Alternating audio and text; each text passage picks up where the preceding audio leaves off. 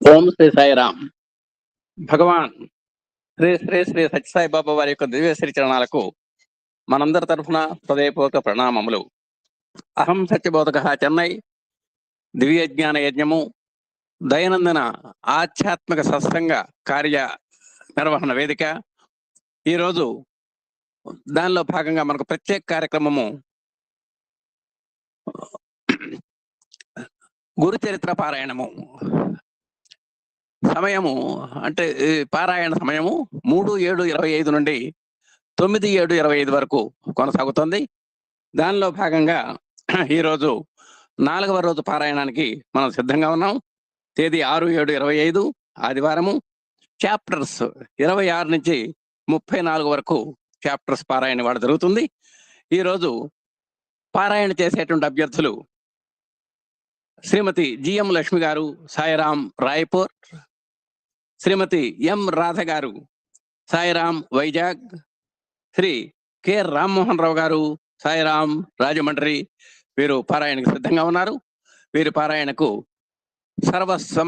సర్వశక్తులు అనుగ్రహించవలసిందిగా భగవాన్ శ్రీ సత్యసాయిబాబా వారి యొక్క వేడుకుంటున్నాం. శ్రీ స్వామి యొక్క దివ్యాశీస్సులు, మా అధినేత దంపతుల యొక్క శుభాశీస్సులు, మా అందరి ఆత్మీయ సభ్యుల యొక్క శుభకామనలు మీకు ఉంటాయి. దయచేసి ఈ గురు చరిత్ర పారాయణని చక్కగా శ్రద్ధగా ప్రారంభించవలసిందిగా కోరుతున్నాం.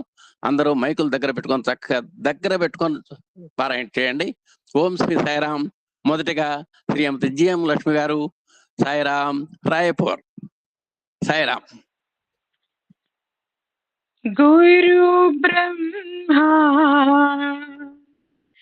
గురు విష్ణు గురుదేవో మహేశ్వరా గురు సాక్షాత్ పరబ్రహ్మా తస్మై శ్రీ గురవే నమః. తస్మై శ్రీ గురవే నమః. తస్మై శ్రీ గురవే నమః. ఓం శ్రీ సాయిరాం. సభాధ్యక్షులు, అనంత ప్రేమమూర్తులు, మన అందరి హృదయ నివాసులు అయిన మన బంగారు స్వామి భగవాన్ శ్రీ సత్యసాయి బాబా వారి దివ్య పాద పద్మములకు అనంత కోటి నమస్సుమాంజలు సమర్పించుకుంటున్నాను. గౌరవనీయులు, పూజనీయులు అయిన గురువు గారికి, అమ్మగారికి హృదయపూర్వక పాదాభివందనాలు. సాయి కుటుంబంలో ఉన్న పెద్దలు, పూజ్యులు అందరికీ హృదయపూర్వక, ప్రేమపూర్వక పాదాభివందనాలు. మరియు సాయి కుటుంబం అందరికీ ప్రేమపూర్వక, హృదయపూర్వక సాయిరాం. స్వామి సమక్షంలో నాకు 4వ రోజు. ఈరోజు శ్రీ గురు చరిత్ర 26 నుండి 28 అధ్యాయాలు చదివే మహాభాగ్యం ప్రసాదించారు. అందుకు గాను గురువు గారికి హృదయపూర్వక ధన్యవాదములు. సాయిరాం. శ్రీ గురు చరిత్ర అధ్యాయం 26. శ్రీ గణేశాయ నమః. శ్రీ సరస్వత్యై నమః.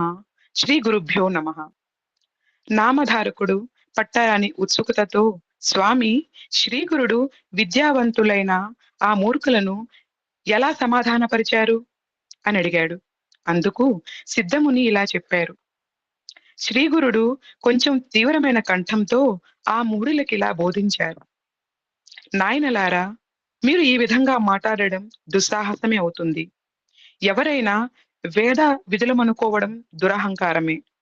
వేదాల లక్ష్యం పరమార్థమే గాని ధనము, కీర్తి, అహంకారము కావు. సమదర్శనమే పండిత లక్షణము. నిజానికి వేదాలను సంపూర్ణంగా తెలుసుకున్న వారెవరూ లేరు. వేదము ఆద్యంతరహితము, అపారము. దానిని పూర్తిగా తెలుసుకొనడము బ్రహ్మదేవునికే సాధ్యపడలేదు. పూర్వము భరద్వాజ మహర్షి వేదాన్ని సంపూర్ణంగా అధ్యయనం చేయదలిచి బ్రహ్మచర్యం అవలంబించి బ్రహ్మదేవుని వరంతో 3 సార్లు దీర్ఘాయువు పొందాడు. నాలుగు యుగాలు 5,000 సార్లు పునరావృత్తమైతే బ్రహ్మకు ఒక పగలు. అటువంటిది పూర్వము భరద్వాజ మహర్షి బ్రహ్మచర్యంతో 3 బ్రహ్మ దివసాలు గురువు వద్ద వేదం నేర్వడానికి చాలక తపస్సు చేస్తే బ్రహ్మ సాక్షాత్కరించి, వేదం పూర్తిగా నాకే తెలియదు, నీకు వేదరాశిని చూపుతాను చూడు అని చెప్పి కోటి సూర్యుల కాంతితో వెలిగిపోతున్న మేరు పర్వతాల వంటి అపారమైన వేదరాశులను చూపాడు. భరద్వాజుడు అది చూసి భయపడి, అయ్యో, నేనింతకాలము పఠించిన వేదమంతా కలిసి ఇందులో ఒక్క పిడికడైనా లేదే, వేదమంతా అధ్యయనం చేయడం ఎన్ని కల్పాలకైనా సాధ్యమవుతుందా అని తలచి, నాకు అవసరమైనది మీరే నిర్ణయించి ప్రసాదించండి అన్నాడు. అప్పుడు బ్రహ్మ అనంతమైన ఆ వేదరాశి నుండి 3 పిడికెళ్ళు తీసి అతనికి ప్రసాదించి, ఇదంతా అధ్యయనం చేసేంత వరకు నీవు జీవింతువుగాక అని వరమిచ్చాడు. కానీ ఆ 3 పిడికెళ్ల వేదము అధ్యయనం చేయడమే అతనికి ఇంతవరకు పూర్తి కాలేదు. కనుక సాక్షాత్తు నారాయణుడే బాదరాయణుగా అవతరించి వేదాన్ని 4 భాగాలుగా విభజించి వాటిని పైలుడు, వైశంపాయనుడు, జైమిని, సుమంతుడు అను శిష్యులకు ఒక్కొక్క వేదం చొప్పున తెలిపాడు. వారు కల్పాంతం వరకు అభ్యసించి కూడా వాటిని పూర్తిగా తెలుసుకోలేకపోయారు. అటువంటప్పుడు అల్పాయుష్కులైన మీరు 4 వేదాలను సంపూర్ణంగా అధ్యయనం చేశామనుకోవడం ఎంత తెలివి తక్కువ. వేదమంతా నేర్వగలగడం ఏ ఒక్కరికి సాధ్యం కాదు. గనుకనే వ్యాసుడు దానిని 4 భాగాలుగా విభజించాడు. ఋగ్వేదాన్ని పైలుడనే శిష్యునికి బోధించి దానిని ధ్యానించడానికై దానిని గురించి ఇలా చెప్పాడు. ఋగ్వేదానికి ఉపవేదం ఆయుర్వేదము, ఆత్రేయస గోత్రము, గాయత్రి ఛందము. ఋగ్వేదానికి అధిదేవత బ్రహ్మ, ఎర్రని వర్ణము, తామర రేకుల వంటి కళ్ళు, సుస్పష్టమైన కంఠము, గిరిజాల జుట్టు, వంక మీసము కలిగి 2 మూరల పొడవైన దేహము కలిగి ఉంటాడు. నీవు ఆ రూపాన్ని ధ్యానించు.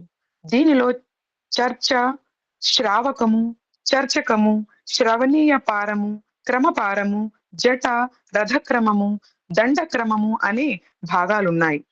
ఆ క్రమం ప్రకారమే దానిని పారాయణ చేయాలి. ఈ వేదానికి అశ్వలాయని, సాంఖ్యాయని, శాకల, భాష్కల, మాండుకేయులనే 5 శాఖలున్నాయి. వాటిని ఆనాడు వ్యాసుడు పైలునికి చెప్పాడు. గాని ఈనాడు వాటిని సంపూర్ణంగా చదివిన వారెవరు? తరువాత వ్యాస మహర్షి తన 2వ శిష్యుడైన వైశంపాయునికి యజుర్వేదం చెప్పి దాని లక్షణాలు ఇలా చెప్పారు. యజుర్వేదానికి ఉపవేదము ధనుర్వేదము, భారద్వాజ సగోత్రము, త్రిష్టుప్ ఛందస్సు. దీనికి రుద్రుడు అధిదేవత. సన్నగా ఉండి చేతిలో కపాలం ధరించి సుమారు 5 మూరలు పొడవున్న తామ్రవర్ణ శరీరం కలిగి ఉంటాడు. దీనికి గల 85 శాఖలలో ఇప్పుడు 18 మాత్రమే మిగిలి ఉన్నాయి. యజుర్వేదము యజ్ఞ విధానాన్ని విశేషించి వివరిస్తుంది. మంత్ర బ్రాహ్మణ సంహిత అనేది దీనికి మూలము. ప్రతిపదము, అనుపదము, ఛందస్సు, భాష, ధర్మము, మీమాంస, న్యాయము, తర్కము అనే 8 దీనికి ఉపాంగాలు. శిక్ష, కల్పము, వ్యాకరణము, నిరుక్తము, ఛందస్సు, జ్యోతిషము అనే 6 అంగాలు దీనికున్నాయి. ఇంత విస్తారమైన ఈ యజుర్వేదాన్ని వైశంపాయనునికి వివరించి చెప్పి వేదవ్యాసుడు 3వ శిష్యుడైన జైమినికి సామవేదాన్ని ఇలా వివరించాడు. దీనికి ఉపవేదం గంధర్వము, విష్ణువు అధిదేవత, జగతి ఛందస్సు, కాశ్యవస గోత్రము దీని ధ్యేయమూర్తి. మెడలో పూలదండ, మొలకు తెల్లని వస్త్రము, చర్మము, దండము ధరించి 6 మూరల పొడవు కలిగి ఉంటాడు. ఆయన శరీర ఛాయ తెలుపు, శమము, దమము మొదలైన దైవీ సంపద గలవాడు. సామవేదానికి 1000 శాఖలున్నాయి. ఇట్టి సామవేదాన్ని పూర్తిగా పఠించిన వారెవ్వరూ లేరు. వ్యాస మహర్షి సుమంతుడనే శిష్యునికి అధర్వణ వేదం చెప్పి దీనికి అస్త్ర రూపము ఉపవేదము, గోత్రము బైజానకము, ఇంద్రుడు అధిదేవత. త్రిష్టు ఛందస్సు అధర్వణ వేద పురుషుడు తీక్ష్ణమైన ఆకారము, నల్లని వర్ణము గల కామరూపుడు, ఏకపత్ని వ్రతుడు, 7 మూరల పొడవు. ఈ వేదానికి 9 శాఖలు, 5 కల్పాలు ఉన్నాయి. పూర్వము అన్ని వేదాలను సాంగోపాంగంగా నేర్వగల యోగ్యత గల వర్ణాశ్రమాచార నిరతులెందరో భరతభూమిలో ఉండేవారు. కనుకనే వేదాలన్నీ నిలవగలిగాయి. ఈ కలియుగంలో బ్రాహ్మణులు కర్మభ్రష్టులవుతున్నారు గనుక ఈ మంత్రాలలో శక్తి లోపిస్తున్నది. పూర్వపు బ్రాహ్మణులలో దేవత్వము, మహత్తు ఉండేవి. అందుకే వారిని భూసురులు అనేవారు. రాజు కూడా వారిని సేవించేవాడు. వారు ఎంత ధనమిస్తానన్నా లెక్కజేయక భోగాల పట్ల నిర్లిప్తులుగా ఉండేవారు. వేదాధ్యయన బలం వలన త్రిమూర్తులు కూడా వారికి అధీనులై ఉండేవారు. ఇంద్రాది దేవతలు కూడా వారిని సేవిస్తుండేవారు. మాట మాత్రం చేత గడ్డి పరకను మేరు పర్వతంగాను, మేరు పర్వతాన్ని గడ్డి పరకగాను మార్చి వేయగలిగి ఉండేవారు. జగత్తంతా దేవతలకు అధీనము. దేవతలందరూ మంత్రాధీనులు. మంత్రాలన్నీ బ్రాహ్మణుల అధీనములో ఉండేవి. వారిని విష్ణువు కూడా పూజించేవాడు. కానీ ఈ కలియుగంలో బ్రాహ్మణులు ధనాశతో హీనులకు లొంగి మ్లేచ్ఛుల ఎదుట కూడా వేదం చదువుతున్నారు. అట్టి వారి ముఖమైనా చూడకూడదు. అటువంటప్పుడు మీరు వేదవేత్తలమని విర్రవీగుతూ ద్విజులందరినీ ఈ విధంగా అవమానించడం వలన మీకు ఒరిగేదేమిటి? మీకు ఇట్టి దుస్సంకల్పాన్ని ప్రేరేపించినదెవరు? మిమ్మల్ని మీరు పొగుడుకొని జయపత్రాలు పోగు చేయడానికి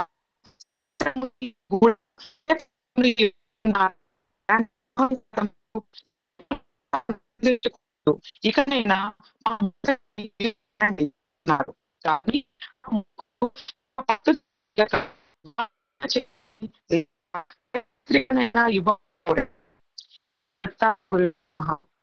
శ్రీ నృసింహసరస్వత్యై నమః. శ్రీ గురు చరిత్ర అధ్యాయం 27. శ్రీ గణేశాయ నమః. శ్రీ సరస్వత్యై నమః. శ్రీ గురుభ్యో నమః. నామధారకుడు పట్టరాని ఆసక్తితో అన్నాడు. సిద్ధుడు శ్రీగురుడు వారితో, అలా అయితే నీ కోరిక ఇప్పుడే తీరుస్తాము అని అటు ప్రక్కగా పోతున్న ఒకరిని పిలిచి, నీవెవరు? నీ కులమేది? నీ దేవురు? ఎక్కడికి పోతున్నావు అని అడిగారు. అతడు, అయ్యా, నేను కడజాతి వాణ్ణి. నన్ను మాతంగుడంటారు. నేనీ ఊరి బయట ఉంటాను. ఈనాటికి నాపై మీకు దయ కలిగింది అని నమస్కరించాడు. అప్పుడు శ్రీగురుడు అతనిపై తమ కృపాదృష్టి సారించి శిష్యునికి తమ దండమిచ్చి దానితో నేల మీద 7 గీతలు గీయించారు.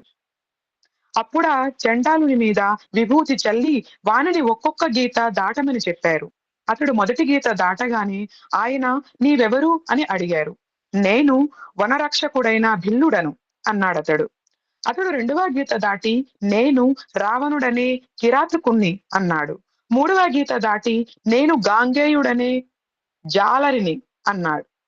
4వ గీత దాటి, శూద్రుడైన రైతును అని, 5వ గీతను దాటి, నేను సోమదత్తుడనే వైష్ణుణ్ణి అని, 6వ గీత దాటి, గోవర్ధన వర్మయనే క్షత్రియుణ్ణి అని, 7వ గీత దాటి, నేను వేదవిదుడను అధ్యాపకుడును అయిన బ్రాహ్మణుడను అని వెనుకటి జన్మలలో తానెవరో చెప్పాడు.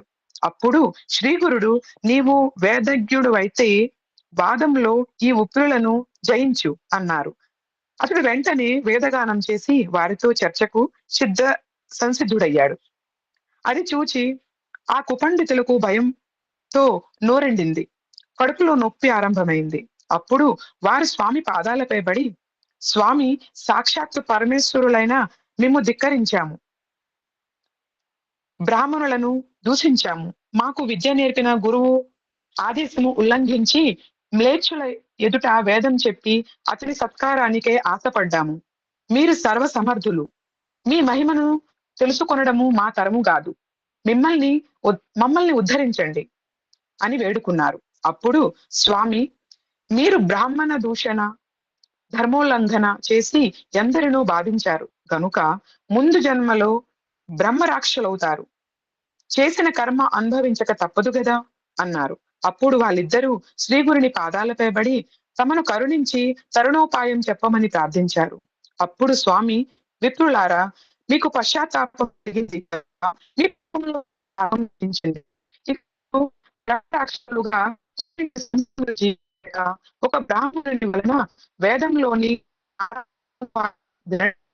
మీకు తిరిగి దగ్గరికి పోతారు అని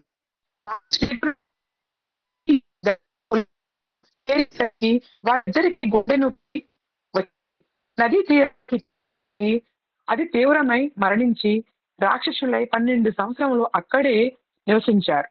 తరువాత అక్కడ ఒక బ్రాహ్మణుడు మంత్రం గుర్తురాక ఇబ్బంది పడుతుంటే వారతనికి ఆ నారాయణానువాకం ఉపదేశించారు. తరువాత ఆ సద్బ్రాహ్మణుడు అది పఠిస్తుండగా విని ఆ పుణ్యఫలం వలన పాప విముక్తులయ్యారు. 7 జన్మల క్రిందట తాను వేద విదుడన్న స్మృతి కలిగిన ఆ చాండాలుడు స్వామికి నమస్కరించి, సద్గురోత్తమ, మీరు జ్ఞానజ్యోతి స్వరూపులు. పూర్వజన్మలో వేద విదుడైన నేను ఈ జన్మలో కళజాతివాణ్ణి ఎలా అయ్యాను? త్రికాలజ్ఞులైన మీరు నాకీ జన్మ ఏ కారణం వల్ల వచ్చిందో తెలుపవలసింది అని వేడుకున్నాడు. శ్రీ దత్తాయ గురువే నమః. శ్రీ శ్రీ పాద శ్రీ వల్లభాయ నమః. శ్రీ నృసింహ సరస్వతి నమః. శ్రీ గురు చరిత్ర అధ్యాయం 28. శ్రీ గణేశాయ నమః. శ్రీ సరస్వత్యై నమః. శ్రీ గురుభ్యో నమః. ప్రస్తావన: వివేకం వలన వైరాగ్యము, తీవ్ర ముముక్షత్వము కలిగి పూర్వ పాపాల నుండి ప్రాయశ్చిత్తం ద్వారా విముక్తి పొందాలన్న పశ్చాత్తాపం కలుగుతుంది. అప్పుడే ప్రాయశ్చిత్తం సార్థకమవుతుంది. శాస్త్రోక్తమైన పాప కర్మ ఫలముల వివరం వినడం వలన ఆత్మ నిగ్రహం దృఢతరమవుతుంది. శ్రీ గురుడు అందుకే కర్మ విపాకము ఉపదేశించాడు అని. మానసిక భస్మము అనగా పాపాలను భయపెట్టునది. ఒక వంక ఈశ్వర మహిమను స్మరింపచేసే విభూతి ధారణ గురించి కూడా చెబుతారు. స్వయం ప్రకాశమానుడే మహాదేవుడే మహాభస్మమని ఎవరు చింతన చేస్తారో వారే భస్మదారులలో మహాభాగ్యులు, ముఖ్యులు అని శాస్త్రం. స ఏష భస్మజ్యోతి, ఆ పరమేశ్వరుడే భస్మజ్యోతి అని భస్మజాబిలి శృతి. బాహ్యమైన భస్మం అందుకు బాహ్యమైన సహకారి అని గుర్తించాలి. 28, 29 అధ్యాయాలలో ఈ అంశాలను గూర్చిన వివరణ ఉన్నది. కథారంభము. అటుపై జరిగిన వృత్తాంతము సిద్ధయోగి ఇలా చెప్పారు. శ్రీగురుడు ఆ చండాలునితో, నాయన, ఏ పాపాల వలన ఎలాంటి అధోగతి కలుగుతుందో చెబుతాము విను. ఆచారం పాటించని విప్రుడు హీనజాతిలో జన్మిస్తాడు. తల్లిదండ్రులను, గురువులను, కులస్త్రీని, కులదేవతలను, సత్యమును, అహింసను విడిచిన వారు, కన్యాశుల్కం తీసుకునేవారు, అనాచారులతో సాంగత్యం చేసేవారు, తల్లిదండ్రులను, బిడ్డలను, ఆవులను, దూడలను విడదీసిన వారు, భగవంతునికి అర్పించకుండా ఆహారం తీసుకునేవారు, అతిథులను సేవించని వారు, సద్బ్రాహ్మణులను దూషించి అయోగ్యులను గౌరవించేవారు, ఇతరుల భూమిని అపహరించిన వారు, తమ గురువులను, యజమానులను ద్వేషించేవారు, నమ్మక ద్రోహం చేసిన వారు, గంగాది తీర్థాలను నిందించేవారు, శ్రాద్ధాది కర్మలు చేయని వారు, శాస్త్రం తెలియకుండానే వైద్యం చేసేవారు, శుద్ధమైన వేద మార్గం విడచి మంత్ర ప్రయోగం చేసేవారు, గురువంటే మానవుడేనని చెప్పి వారి తప్పులెంచేవారు, గురునింద విని సంతోషించేవారు, శివకేశవులు వేరన్న భేద బుద్ధితో దేవతలను నిందించేవారు, స్వధర్మం విడిచి పరధర్మం చేపట్టేవారు, అర్హత లేని వారి నుండి మంత్రోపదేశం పొందినవారు, వీరికి చండాల జన్మ వస్తుంది. గురువును, కుటుంబాన్ని విడిచిన వారికి ఘోరమైన వ్యాధులు వస్తాయి. ఇతరుల రహస్యాలను, పాపాలను బయటపెట్టి చాటిన వారికి జన్మాంతరంలో గుండె జబ్బు వస్తుంది. గర్భస్రావము చేయించుకున్న స్త్రీ మరుజన్మలో గొడ్రాలవుతుంది. లేకుంటే ఆమెకు పుట్టిన బిడ్డలందరూ చనిపోతుంటారు. ధర్మశాస్త్రము, పురాణము వినని వారికి గుడ్డితనము, చెవుడు వస్తాయి.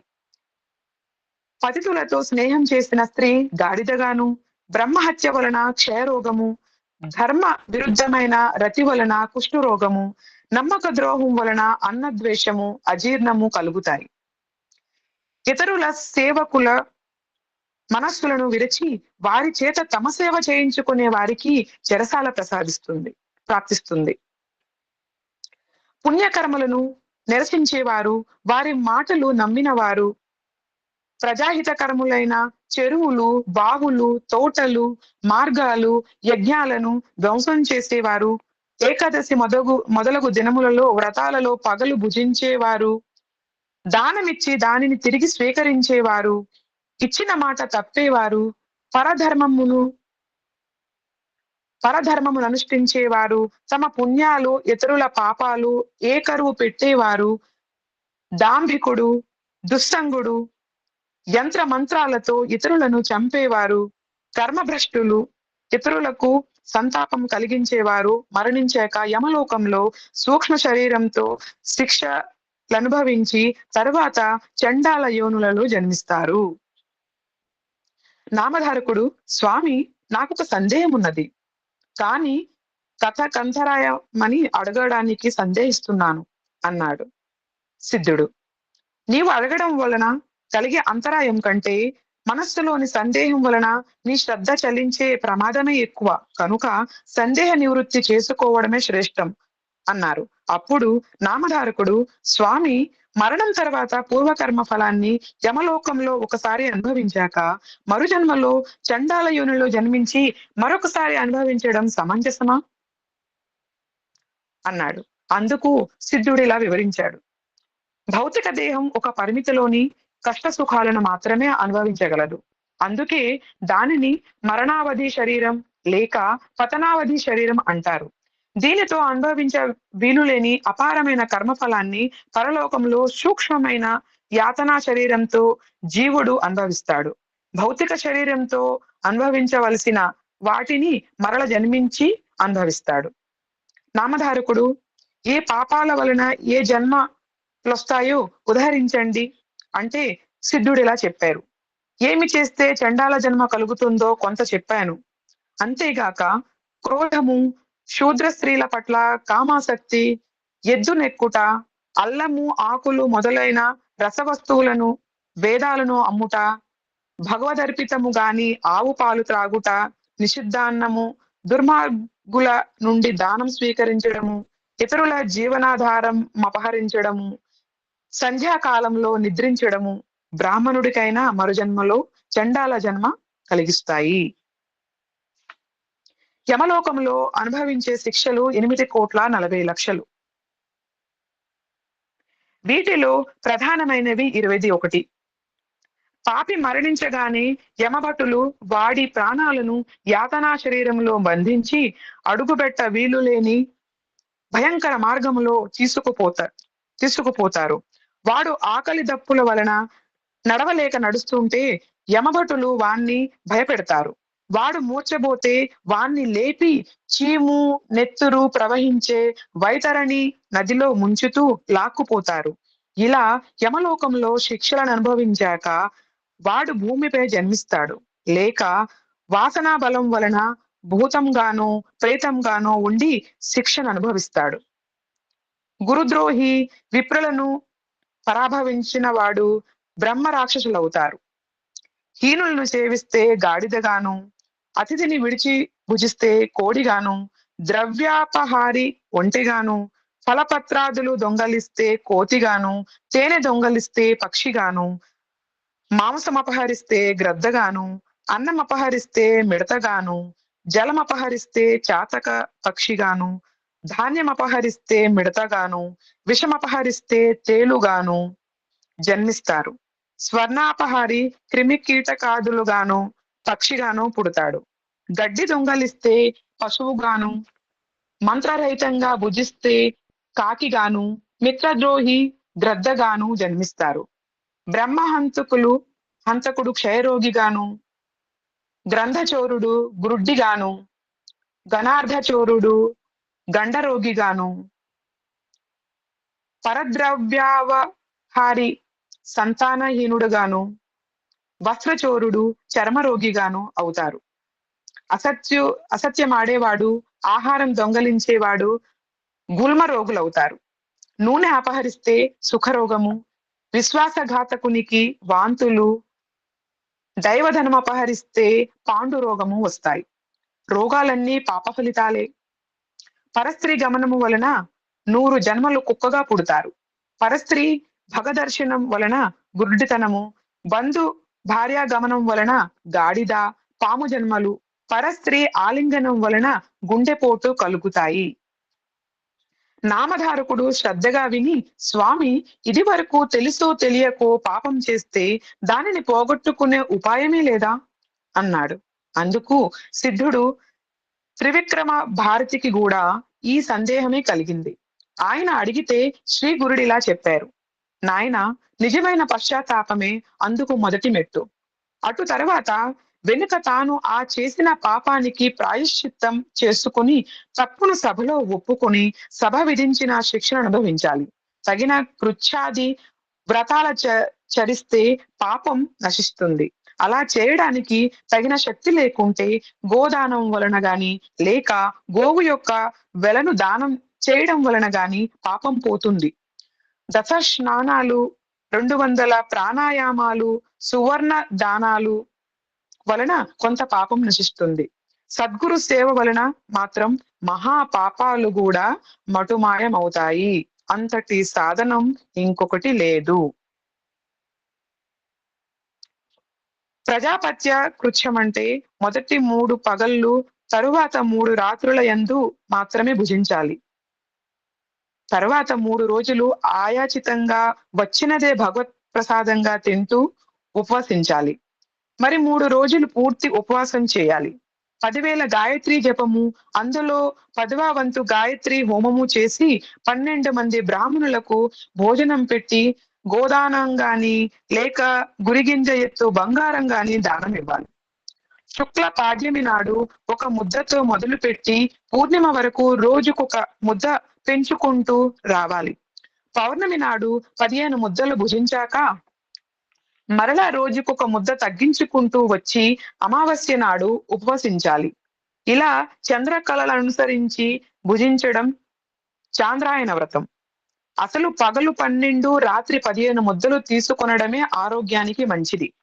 స్వల్ప భోజనము లేక పాలు మాత్రము మాసం సేవిస్తే పాపశుద్ధి కలుగుతుంది. మారేడు దళాలు, రావి మండలు, పద్మాలు మొదలగునవి నీటిలో వేసి స్నానం చేస్తే కొంత పాపం నశిస్తుంది. గంగా స్నానము, రామేశ్వరంలో సముద్ర స్నానము, పుణ్యక్షేత్రంలో అనుష్ఠానము వలన కూడా పాపాలు నశిస్తాయి. 1,00,000 గాయత్రి జపము వలన మద్యపాన దోషము, 1,00,000 గాయత్రి వలన బ్రహ్మహత్య పాపము, 7 లక్షల జపం వలన స్వర్ణం దొంగలించిన పాపము పోతాయి. సర్వ పాప నాశానికి పాపమాన సూక్తం 610. ఇంద్రమిత్రము అను 2 సూక్తాలతోనూ, కస్యసూన మనే సునిశ్చేప సూక్తాలతోనూ, శమ్న ఇంద్రాగ్ని అనే శాంతి సూక్తాలతోనూ, త్రిసువర్ణము, పౌరుషము, నాచికేతం, అఘమర్షణం అనే సూక్తాలతోనూ ఒక 6 నెలలు వేద పారాయణ చేస్తే మహాపాపాలు కూడా తొలగుతాయి. సర్వ పాప శాంతి కోసము దర్భ సహితమైన తీర్థాన్ని, పంచగవ్యాన్ని అనగా ఆవు యొక్క పంచితం, పాలు, పెరుగు, వెన్న, నెయ్యి స్వీకరించాలి. భార్యాభర్తలిద్దరూ పాపం చేస్తే ఇద్దరూ ప్రాయశ్చిత్తం చేసుకోవాలి. స్వయంగా పాపం చేయకపోయినా పాపుల సహవాసం చేసినా కూడా ప్రాయశ్చిత్తం అనుభవించాలి. నామధారక, నిండు కళ్ళు ముంతను ఎంత కాలం గంగా నదిలో పెట్టినా ముంతలోని కళ్ళు బయటకు, నీళ్లు ముంతలోకి ఒక్క చుక్కనే ఎక్కువ. అలానే భగవంతునిపై భక్తి లేకుండా ఎన్ని ప్రాయశ్చిత్తాలు చేసుకున్నా పాప విముక్తి కలగదు. తర్వాత శ్రీగురుడు ఆ చండాలునితో, నీవు తల్లిదండ్రులను విడిచి పెట్టడం వలన, గురువులను దూషించి వారిని విడిచి వేరే ఉన్నందువలన నీకు చండాల జన్మ లభించింది. 1 రోజులు సంగమంలో స్నానం చేస్తే క్రమంగా శుద్ధుడివై వచ్చే జన్మలో సద్బ్రాహ్మణుడిగా జన్మిస్తావు అని చెప్పారు. అప్పుడు ఆ చండాలుడు, స్వామి, మీ కటాక్షం అనే గంగా ప్రవాహం వల్ల నేను పాప విముక్తుడైనయ్యాను. మానస సరోవరంలో మునిగిన కాకి హంసగా మారినట్లు, పరశువేదిని త్రాకిన ఇనుము బంగారమైనట్లు, మీ దర్శనం వలన పవిత్రుడునైన నాకు ఇవన్నీ ఎందుకు? నాకు జ్ఞానం కలిగేలా మీరు అభిమంత్రించి నన్ను విప్రులలో చేర్చండి అని వేడుకున్నాడు. శ్రీగురుడు, పూర్వ పాపకర్మ ఫలితంగా ఇలాంటి రక్తమాంసాలు పంచుకొని పుట్టి పెరిగిన నీకు అదెలా సాధ్యం? పూర్వము విశ్వామిత్రుడు బ్రహ్మర్షి ననిపించుకోవాలని కొన్ని వందల కొద్ది సంవత్సరములు మహా తపస్సు చేసి తనకది ప్రసాదించమని ఇంద్రాది దేవతలను కోరారు. ఆ పని వశిష్ఠ మహర్షి వలన కావాల్సిందే కాని తమ వల్ల కాదని ఆ దేవతలు చెప్పారు. అప్పుడు అతడు వశిష్ఠ మహర్షిని ఆశ్రయించగా ఆయన అది సాధ్యపడదని చెప్పారు. అందుకు విశ్వామిత్రుడు కోపించి వశిష్ఠుని 100 కొడుకులను చంపాడు. వశిష్ఠుడు అతనిని శిక్షించలేదు గాని అతడు బ్రహ్మర్షి అని మాత్రం అంగీకరించలేదు. విశ్వామిత్రుడు క్రోధంతో ఒక పెద్ద బండనెత్తి వశిష్ఠ మహర్షిపై వేయాలనుకున్నాడు. కానీ తిరిగి ఆలోచించుకొని, వశిష్ఠుడు మరణిస్తే నేను బ్రహ్మర్షినని అంగీకరించగలవారెవరు? దేవర్షులందరూ ఆయనను అనుసరించే వారే గదా. ఈయనను చంపడం వలన నాకు లేనిపోని బ్రహ్మహత్య పాతకం కూడా చుట్టుకుంటుంది అని తలచి పశ్చాత్తాపంతో ఆయన పాదాల మీద పడ్డాడు. అప్పుడు ఆ బ్రహ్మర్షి, నాయన, ముందు నీవు సూర్యకిరణాలతో నీ శరీరాన్ని తప్పింపజేసుకొని కొత్త శరీరం చూపు అన్నాడు. విశ్వామిత్రుడు అంగీకరించి సూర్యకిరణాల వలన తన దేహం మాడిపోయి కొత్త దేహం వచ్చే వరకు తపస్సు చేసి తిరిగి వచ్చాడు. అప్పుడు అతడు బ్రహ్మర్షి అయ్యాడని వశిష్ఠుడు అంగీకరించాడు. అలాంటిదేమీ చేయకుండానే నీకదెలా సాధ్యము? పూర్వము నీవు చేసిన పాపానికి పశ్చాత్తాపం చెంది నేను చెప్పినట్లు చేస్తే ముందు జన్మలో నీవు సద్బ్రాహ్మణుడవుతావు, వెళ్ళు అన్నారు. కానీ పేదవానికి పెన్నిది దొరికినా, మృత్యుముఖంలో ఉన్నవాడికి అమృతం దొరికినా, ఆకలిగొన్న పశువుకు గడ్డి దొరికినా వాటిని విడవలేనట్లు పూర్వజన్మ శృతి పొందిన ఆ చండాలుడు స్వామి మాటలకు అంగీకరించక మాలపల్లెకు వెళ్లకుండా అక్కడే కూర్చున్నాడు. కొంతసేపటికి అతని భార్యా బిడ్డలు వచ్చి అతనిని ఇంటికి రమ్మని పిలిచారు. అతడు, నేనిప్పుడు సద్బ్రాహ్మణుడను, నన్ను తాకవద్దు, దూరంగా పొండి అన్నాడు. ఆమె ఆశ్చర్యపోయి, ఏమయ్యా, నీకేమన్నా పిచ్చి పట్టిందా అనగానే అతడు ఆమెను కొట్టబోయాడు. ఆమె భయపడి ఏడుస్తూ శ్రీగురునికి నమస్కరించి, బాబు, ఇతడు నాపై ఎప్పుడు ఎంతో ప్రీతిగా ఉండేవాడు. ఇతడికి మతి చలించింది. నన్నిప్పుడు ఎక్కడకు వెళ్ళమంటాడో చెప్పమనండి. నేనింకా ఈ బిడ్డలను ఎలా పోషించేది? స్వామి, మీరే ఈయనకు బుద్ధి మార్చాలి, లేకుంటే నేనిక్కడే ఉరివేసుకుంటాను అని గోల పెట్టింది. శ్రీగురుడు నవ్వుతూ అతని కేసి చూస్తూ, నాయనా, ఇకనైనా నా మాట విని ఇంటికెళ్ళు. భార్యా పిల్లలను ఏడిపిస్తే నీకింకా సద్గతి లభిస్తుందా? సాంసారిక సుఖం అనుభవిస్తూనే నీవు జన్మ పరంపర నుండి బయటపడగలవు. లేకుంటే ముందే పెళ్లి చేసుకోకుండా ఉండవలసింది. సూర్య చంద్రుల సాక్షిగా పెళ్లి చేసుకున్న దానిని విడిచిపెడితే నీకు మహాపాపం వస్తుంది అన్నారు. అతడు చేతులు కట్టుకొని, స్వామి, నేను సద్బ్రాహ్మణుడన్న జ్ఞానము కలిగాక అలా చేయడం నాకెలా సాధ్యం అన్నాడు. శ్రీగురుడు నవ్వుకొని, ఇతని వంటి మీద నున్న విభూతి తొలగిస్తే గాని ప్రయోజనం లేదు అని తలిచారు. ఆయన ఒక శిష్యుణ్ణి పిలిచి ఒక శ్రీమంతుడు పిసినారి అయిన బ్రాహ్మణుని తీసుకుని రమ్మని పంపారు. అతడు గ్రామానికి వెళ్లి ధనాశతో వాణిజ్యం చేసుకుంటున్న ఒక పిసినారి బ్రాహ్మణుని తీసుకొచ్చాడు. అతడితో, స్వామి, నాయన, నీవతనికి స్నానం చేయించు, అప్పుడు అతనికి తిరిగి తన కుటుంబంపై మమకారం మేల్కొంటుంది అని ఆదేశించారు. వెంటనే ఆ వ్యక్తి కుండతో నీళ్లు తెచ్చి పూర్వజన్మ స్మృతి పొందిన ఆ చండాలుని తలపై కుమ్మరించాడు. అతని వంటిపై నున్న విభూతి కొట్టుకుపోయిన వెంటనే అతడు ముందు జరిగినదంతా మరిచిపోయి భార్యా బిడ్డలతో, ఇంతకు ముందు కొద్దిసేపు నాకు మతిపోయినట్లయింది. ఇంతకు మీరందరూ ఇక్కడకు ఎందుకొచ్చారు? నేను ఒంటరినన్న భయం మీకెందుకు? ఇది పగలే కదా అన్నాడు. వారు జరిగినదంతా చెప్పారు. అతడు వారితో కలిసి ఇంటికెళ్ళాడు. ఆ సన్నివేశమంతా చూసిన వారు ఆశ్చర్యపోయారు. అదంతా చూచి విస్తుబోయిన త్రివిక్రమ భారతి, స్వామి, మీరు అతనికి ప్రసాదించిన జ్ఞానము క్షణంలో ఎలా పోయింది అని అడిగాడు. శ్రీగురుడు నవ్వి, అతడికి ఆ భస్మం వలన జ్ఞానం కలిగింది. అది కడిగివేయగానే తొలగిపోయింది. భస్మ మహిమ అలాంటిది. కాబట్టే శివుడు దానిని ధరిస్తాడు. దానికి తోడు ఆ భస్మానికి మహాత్ముల స్పర్శ ఉంటే మరింత ప్రభావితమై బ్రహ్మ జ్ఞానాన్ని కూడా ప్రసాదించగలదు అన్నారు. అప్పుడు త్రివిక్రమ భారతి భస్మ మహిమ గురించి వివరించవలసిందిగా శ్రీ గురుణ్ణి ప్రార్థించాడు. శ్రీ దత్తాయ గురువే నమః. శ్రీ శ్రీ పాదశ్రీ వల్లభాయ నమః. శ్రీ నృసింహ సరస్వతి నమః. ఓం సాయిరామ్. ఓం శ్రీ సాయిరామ్. గురుర్ బ్రహ్మ గురుర్ విష్ణు గురుర్దేవో మహేశ్వరః. గురు సాక్షాత్ పరబ్రహ్మ తస్మై శ్రీ గురవే నమః. విశ్వగురువైన మన బంగారు తండ్రికి దివ్యపాద పద్మములకు శతకోటి వందనాలు సమర్పించుకుంటూ, నాకు ఈ అవకాశం ఇచ్చిన లక్ష్మీనారాయణ అంకుల్కి, వరలక్ష్మి ఆంటీకి నమస్కారాలు. నా సాయి కుటుంబ సభ్యులందరికీ పేరు పేరున నమస్కారాలు. నాకు జన్మనిచ్చిన తల్లిదండ్రులకు పాదాభివందనం చేస్తూ ఈనాటి పారాయణని నేను మొదలు పెడుతున్నానండి. 29వ అధ్యాయము శ్రీ గురు చరిత్ర. ఓం శ్రీ గణేశాయ నమః. శ్రీ సరస్వత్యై నమః. శ్రీ గురుభ్యో నమః. నామధారకుడు సంతోషించి శ్రీగురుడు స్వయంగా భస్మ మహత్యాన్ని ఏమి వివరించారో సెలవీయండి అని కోరాడు. అప్పుడు సిద్ధయోగి ఇలా చెప్పారు. త్రివిక్రమ భారతి ఆ ప్రశ్న వేయగానే శ్రీగురుడు సంతోషించి ఇలా వివరించారు.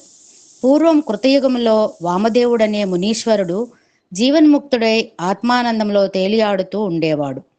ఆ ముని జడలు నారబట్టలు ధరించి వంటి నిండా విభూది పూసుకుని అక్కడక్కడ సంచరించి చివరకు నిర్మానుష్యంగా ఉన్న క్రౌంచారణ్యంలో నివసించసాగాడు.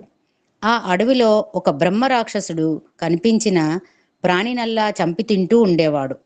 వాడు ఈ మునిని చూచి ఆయనను మృంగదలచి ఆయన మీదకొచ్చాడు.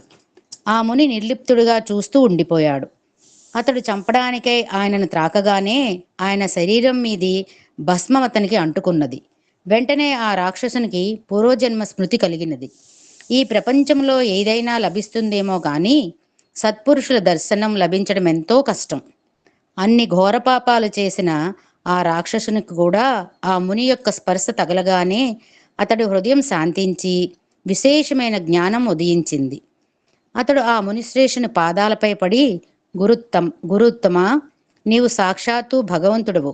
మీ కటాక్షం వలన నా పాపాలన్నీ తొలగిపోయాయి. నా పాపపు తలంపులన్నీ ఆగిపోయాయి. నన్ను రక్షించు అని వేడుకున్నాడు. అప్పుడు వామదేవ మహర్షి, నీవెవడవు? నీవి అడవిలో ఎందుకున్నావు అని అడిగారు. ఆ రాక్షసుడు నమస్కరించి ఇలా చెప్పాడు. స్వామి, మీ దయ వలన నాకు పూర్వజన్మలన్నీ గుర్తుకొచ్చాయి. నాకు 25వ జన్మ క్రిందట ఉత్తమమైన జన్మ లభించింది. అప్పుడు నేను దుర్జయుడు అను పేరుగల యవనరాజును. అప్పుడు నేనెన్నో పాపాలు చేసి ప్రజలకు ఎన్నో బాధలు కలిగించాను. మదోన్మత్తుడై పరస్త్రీలనెందరినో చేజిక్కించుకుని మరెందరినో బలత్కారం చేశాను. తరువాత వారి ముఖమైనా చూసేవాణ్ణి కాదు. వారి గతేమీ పట్టించుకునేవాణ్ణి కాదు. ఒకప్పుడు వాళ్ళందరూ కలిసి నాకు శాపం ఇచ్చారు. అయినా నేను లెక్క చేయక తప్పతాగి ఇంకెందరినో భ్రష్టులను చేశాను. చివరకు నాకు క్షయరోగం వచ్చింది. అప్పుడు నన్ను శత్రురాజులు జయించి నా రాజ్యం ఆక్రమించుకున్నారు. అప్పుడు నేనెన్నో కష్టాలు పడి చివరకు చనిపోయాను. తర్వాత 10,000 సంవత్సరముల నరకంలో ఘోరమైన బాధలను అనుభవించి తర్వాత 100 సంవత్సరాలు పిశాచి అయి సంచరించాను. తర్వాత జన్మలో పులిగా జన్మించాను. ఆ తర్వాత కొండచిలువ, తోడేలు, ఊరపంది, కుక్క, నక్క, జింక, కుందేలు, కోతి, గ్రద్ద, కప్ప, కాకి, ఎలుకబంటు, అడవికోడి, గ్రుడ్డిగాడిద, పిల్లి, కప్ప, తాబేలు, కాకి, చేప, పందికొక్కు, గుడ్లగూబ, ఏనుగు, పిల్లి అనే 24 జన్మలెత్తి 25వ జన్మలో ఈ విధంగా బ్రహ్మరాక్షసుడనయ్యాను. ఇప్పుడు మీరు నా కంట పడగానే మిమ్ము మృంగాలన్న గర్భాత్రంలో మీ మీదకొచ్చి మిమ్మల్ని తాకగానే నాకు ఈ జ్ఞానం కలిగింది. నేను చేసిన ఈ పాపాలన్నీ ఒక్కసారిగా తుడిచిపెట్టుకుపోయాయి. ఇక నాకు జన్మరాహిత్యం ప్రసాదించి రక్షించు. నాకే నాకేనాటి పుణ్యమో కించిత్తుండడం వలన మీరు నాకు లభించారు. స్పృశించినంత మాత్రాన్నే నాకింత జ్ఞానం ప్రసాదించిన మీరు నిజంగా పరమేశ్వరులే. కానీ నా వంటి నికృష్టుడికి ఇంతటి జ్ఞానం ఎలా కలిగిందో తెలపండి అని ప్రార్థించాడు. అప్పుడు వామదేవుడు, ఇది నా మహిమ కాదు, నా వంటిపైనున్న భస్మం యొక్క మహిమే. దాని మహత్యం పూర్తిగా తెలుసుకున్నవాడే లేడు. సాక్షాత్ పరమేశ్వరుడే దానిని ధరిస్తాడంటే దాని మహిమ వేరే చెప్పాలా? అందుకొక నిదర్శనం చెప్తాను. పూర్వము కర్మభ్రష్టుడు, దురాచారుడు అయిన ఒక ద్రవిడ బ్రాహ్మడు ఉండేవాడు. అతడు ఒక శూద్ర స్త్రీని చేరదీసినందుకు ఊరంతా అతన్ని వెలివేశారు. చివరికి అతని తల్లిదండ్రులు కూడా అతన్ని చేరనివ్వలేదు. క్రమంగా అతనికి త్రాగుడు అలవాటై అందుకు డబ్బు లేక దొంగతనం చేస్తూ ఉండేవాడు. ఒకనాడు అతను తప్పతాగి ఆ శూద్రస్త్రీ వద్దకు వెళ్ళగానే అక్కడ వేరొక ప్రియుడు ఎదురై అతన్ని చితకబాది ఊరి బయట ఒక గోతిలో పారవేశాడు. అతడు కొన ఊపిరితో పడి ఉండగా చూచి శవం అనుకుని పక్కనే బూడిదలో పడుకొని ఉన్న ఒక కుక్క పీక్కు తినడానికి వచ్చి అతని నకసిక పర్యంతం వాసన చూసింది. అప్పుడు దాని వంటి మీదనున్న బూడిద కొంచెం అతని తలపై పడింది. కొద్దిసేపట్లో అతనికి అవసాన దశ రాగానే యమదూతలు వచ్చారు. ఇంతలో ఎక్కడ నుండో వచ్చారో కానీ శివదూతలొచ్చి వాళ్లను తరిమివేశారు. అప్పుడు యమధర్మరాజు అక్కడకు వచ్చి వారిని కారణం అడిగాడు. అప్పుడు ఆ శివకింకర్లు ఆ శవంపైనున్న విభూదిని చూపి, విభూది పూసుకున్న వారందరినీ కైలాసానికి తీసుకొని రమ్మని మా పరమశివుడు ఆదేశించాడు. భస్మం ధరించిన వారి పాపాలన్నీ నశిస్తాయని చెప్పారు. కనుకనే ఓ రాక్షసుడా, నేను భక్తితో విభూది ధరిస్తాను అని వామదేవుడు చెప్పాడు. అప్పుడు ఆ రాక్షసుడు, స్వామి, సాక్షాత్తు మీరు ఆ పరమేశ్వరులే. నా పూర్వపుణ్య లేశం వలన మీ దర్శనము, ఈ జ్ఞానము లభించాయి. ఇకనైనా నన్ను ఉద్ధరించు. అంతటి మహత్యం గల ఆ భస్మాన్ని ఏ విధంగా ధరించాలో వివరించు అని వేడుకున్నాడు. వామదేవుడు ఇలా చెప్పాడు. ఒకప్పుడు శివుడు తన గణాలతో కలిసి క్రీడించడానికి మందర పర్వతానికి వచ్చాడు. అచ్చటి ఇంద్రాది దేవతలు, గంధర్వులు, యక్షులు, కింపురుషులు, సిద్ధులు, సాధ్యులు, వశిష్ఠ నారదాది ఋషులు, బృహస్పతి మొదలగు వారందరూ చేరారు. అప్పుడు వారి మధ్య సింహాసనం మీద శివుడు కూర్చునున్నాడు. కర్పూర కాంతి గల దేహంతో జడలు, నాగాభరణాలు, చంద్రవంక, సకలాయుధాలు ధరించిన ఆయన ఎర్రని వస్త్రాలు ధరించి ఉన్నాడు. అప్పుడు ఆ సభలో నుండి సనత్కుమారుడు లేచి నమస్కరించి, స్వామి, లోకుల పాపాలు తొలగించి వారికి శుభంగా ముక్తినివ్వగల ఉపాయం ఏదైనా చెప్పవలసింది అని ప్రార్థించాడు. అప్పుడు ఆ పరమశివుడు ఇలా బోధించాడు.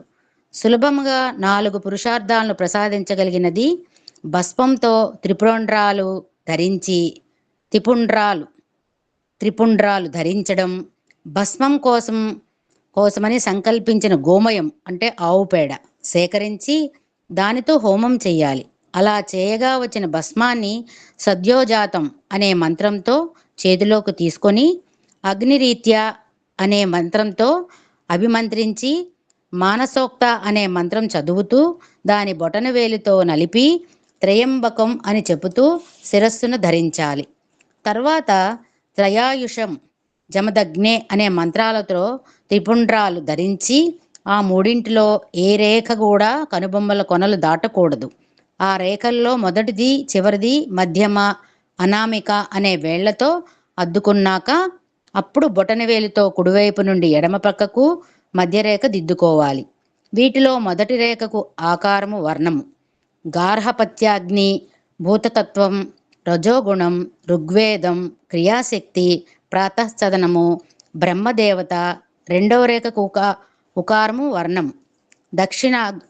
దక్షిణాగ్ని, ఆకాశతత్వము, యజుర్వేదం, మాంద్యాదిన సంవంశములకు సంకేతం. ఇచ్ఛాశక్తి విష్ణుదేవతకు చిహ్నం. మూడవ రేఖకు మమకారం. ఆహ్వాని అగ్ని, సత్వగుణము, జ్ఞానశక్తి, తృతీయ సవనము, శివుని సంకేతము. ఇలా భావించి త్రిపుండ్రములు ధరించాలి. ఈ రీతిన భస్మం ధరించిన ముముక్షువులకు ముక్తి లభిస్తుంది. మిగిలిన వారికి వారు కోరిన పురుషార్థాలు లభిస్తాయి. కనుక 4 ఆశ్రమాలకు చెందినవారు భస్మం ధరించాలి. దాని వలన పాపాలు నశించి పుణ్యం చేకూరుతుంది. ఈ విధంగా తెలియకపోయినా సంపూర్ణమైన విశ్వాసంతో భస్మం ధరించినా చాలు, పాపాలన్నీ నశిస్తాయి. భూమిపైనున్న తీర్థాలన్నిట్లో స్నానం చేసినంతటి పుణ్యం, మంత్రాలన్నీ అనుష్ఠానం చేసిన ఫలితము లభించడమే కాక ఇతరులకు కూడా ఉత్తమగతి లభిస్తుంది. వ్యాధి భయం తొలగి దీర్ఘాయువు, ఐశ్వర్యము, జ్ఞానము లభిస్తాయి అని శివుడు చెప్పాడు. కనుక ఓ రాక్షసుడా, ఈ భస్మం వల్లనే నీకిట్టి జ్ఞానం కలిగింది అని చెప్పి కొంచెం భస్మం మంత్రించి వామదేవ మహర్షి ఆ రాక్షసుడికి ప్రసాదించాడు. దానిని ధరించి ఆ రాక్షసుడు ముక్తుడై మహర్షికి ప్రదక్షిణము నమస్కారము చేసి స్వర్గానికి వెళ్ళిపోయాడు. వామదేవుడు త్రిమూర్త్యావతారం. జీవులను ఉద్ధరించడానికి మానవాకృతిలో భూమిపై సంచరిస్తూ ఉంటాడు. ఈ భస్మ మహిమ గురించి సౌనకాది ఋషులకు సూత మహాముని కూడా చెప్పాడు. శ్రీగురుడు వివరించి చెప్పిన భస్మ మహిమ గురించి విని త్రివిక్రమ భారతి ఆయనకు నమస్కరించి తన ఆశ్రమానికి వెళ్ళిపోయాడు. శ్రీ దత్తాయ గురవే నమః, శ్రీ శ్రీపాద శ్రీవల్లభాయ నమః, శ్రీ నృసింహ సరస్వతి అయి నమః. శనివార పారాయణం సంపూర్ణ. అధ్యాయం 30. ఓం శ్రీ గణేశాయ నమః, శ్రీ సరస్వతి అయి నమః, శ్రీ గురుభ్యో నమః. ప్రస్తావన. 1వ అధ్యాయంలో 30, 31, 32 గోపీనాథునికి దత్తానుగ్రహంతో జన్మించిన కుమారుడు యవ్వనంలో క్షయవ్యాధితో మరణించి తిరిగి శ్రీగురుని అనుగ్రహంతో బతకడం చెబుతుంది. 2. సద్గురువు బ్రహ్మలిపి మార్చి ఈ జన్మలోని వ్రాతను మరుజన్మకు, మరుజన్మలోని వ్రాతను ఈ జన్మకు మార్చగలడని ఉదహరిస్తుంది. ఇట్టి లీలలు శ్రీ అక్కల్కోట స్వామి చరిత్ర, శ్రీ షిరిడి సాయిబాబా వంటి నేటి దత్తావతార చరిత్రలో కూడా చూడవచ్చు. 3వది, కిందటి అధ్యాయాలు సన్యాస కర్మ మార్గాలను పురుషులకు వివరిస్తే ఈ అధ్యాయాలు శ్రీధర్మాన్ని సోదాహరణంగా వివరిస్తాయి. 4. ఈ అధ్యాయాల్లో తెలిపిన అనేక అంశాలను సావిత్రి యొక్క ఆచరణ కూడా తెలుపుతుందని గమనించాలి. 5. ధర్మవర్తనులు ధర్మం వలన పొందలేని ఫలితాలను కూడా స్వధర్మపరుడై అయిన సద్గురువును ఆశ్రయించుట వలన పొందగలరని, ధర్మపరాకాష్ఠ కూడా సద్గురువు దర్శనాన్ని మాత్రమే ప్రసాదిస్తుందని సావిత్రి వృత్తాంతం నిరూపిస్తుంది. ఆమెకు సహగమనం వలె ధర్మనిరతి కూడా సద్గురు సమాగమమే ఫలితం. కథారంభం. నామధారకుడు స్వామి నాకెన్నో శ్రీగురుని గూర్చి అపూర్వమైన అంశాలు తెలుపుతున్నారు. ఇట్టి మీ రుణము ఎన్నటికైనా తీర్చుకొనగలనా? అటు తర్వాత ఏమి జరిగిందో సెలవీయండి అని ప్రార్థించాడు. అంతట సిద్ధమునీంద్రుడు ఇలా చెప్పసాగాడు.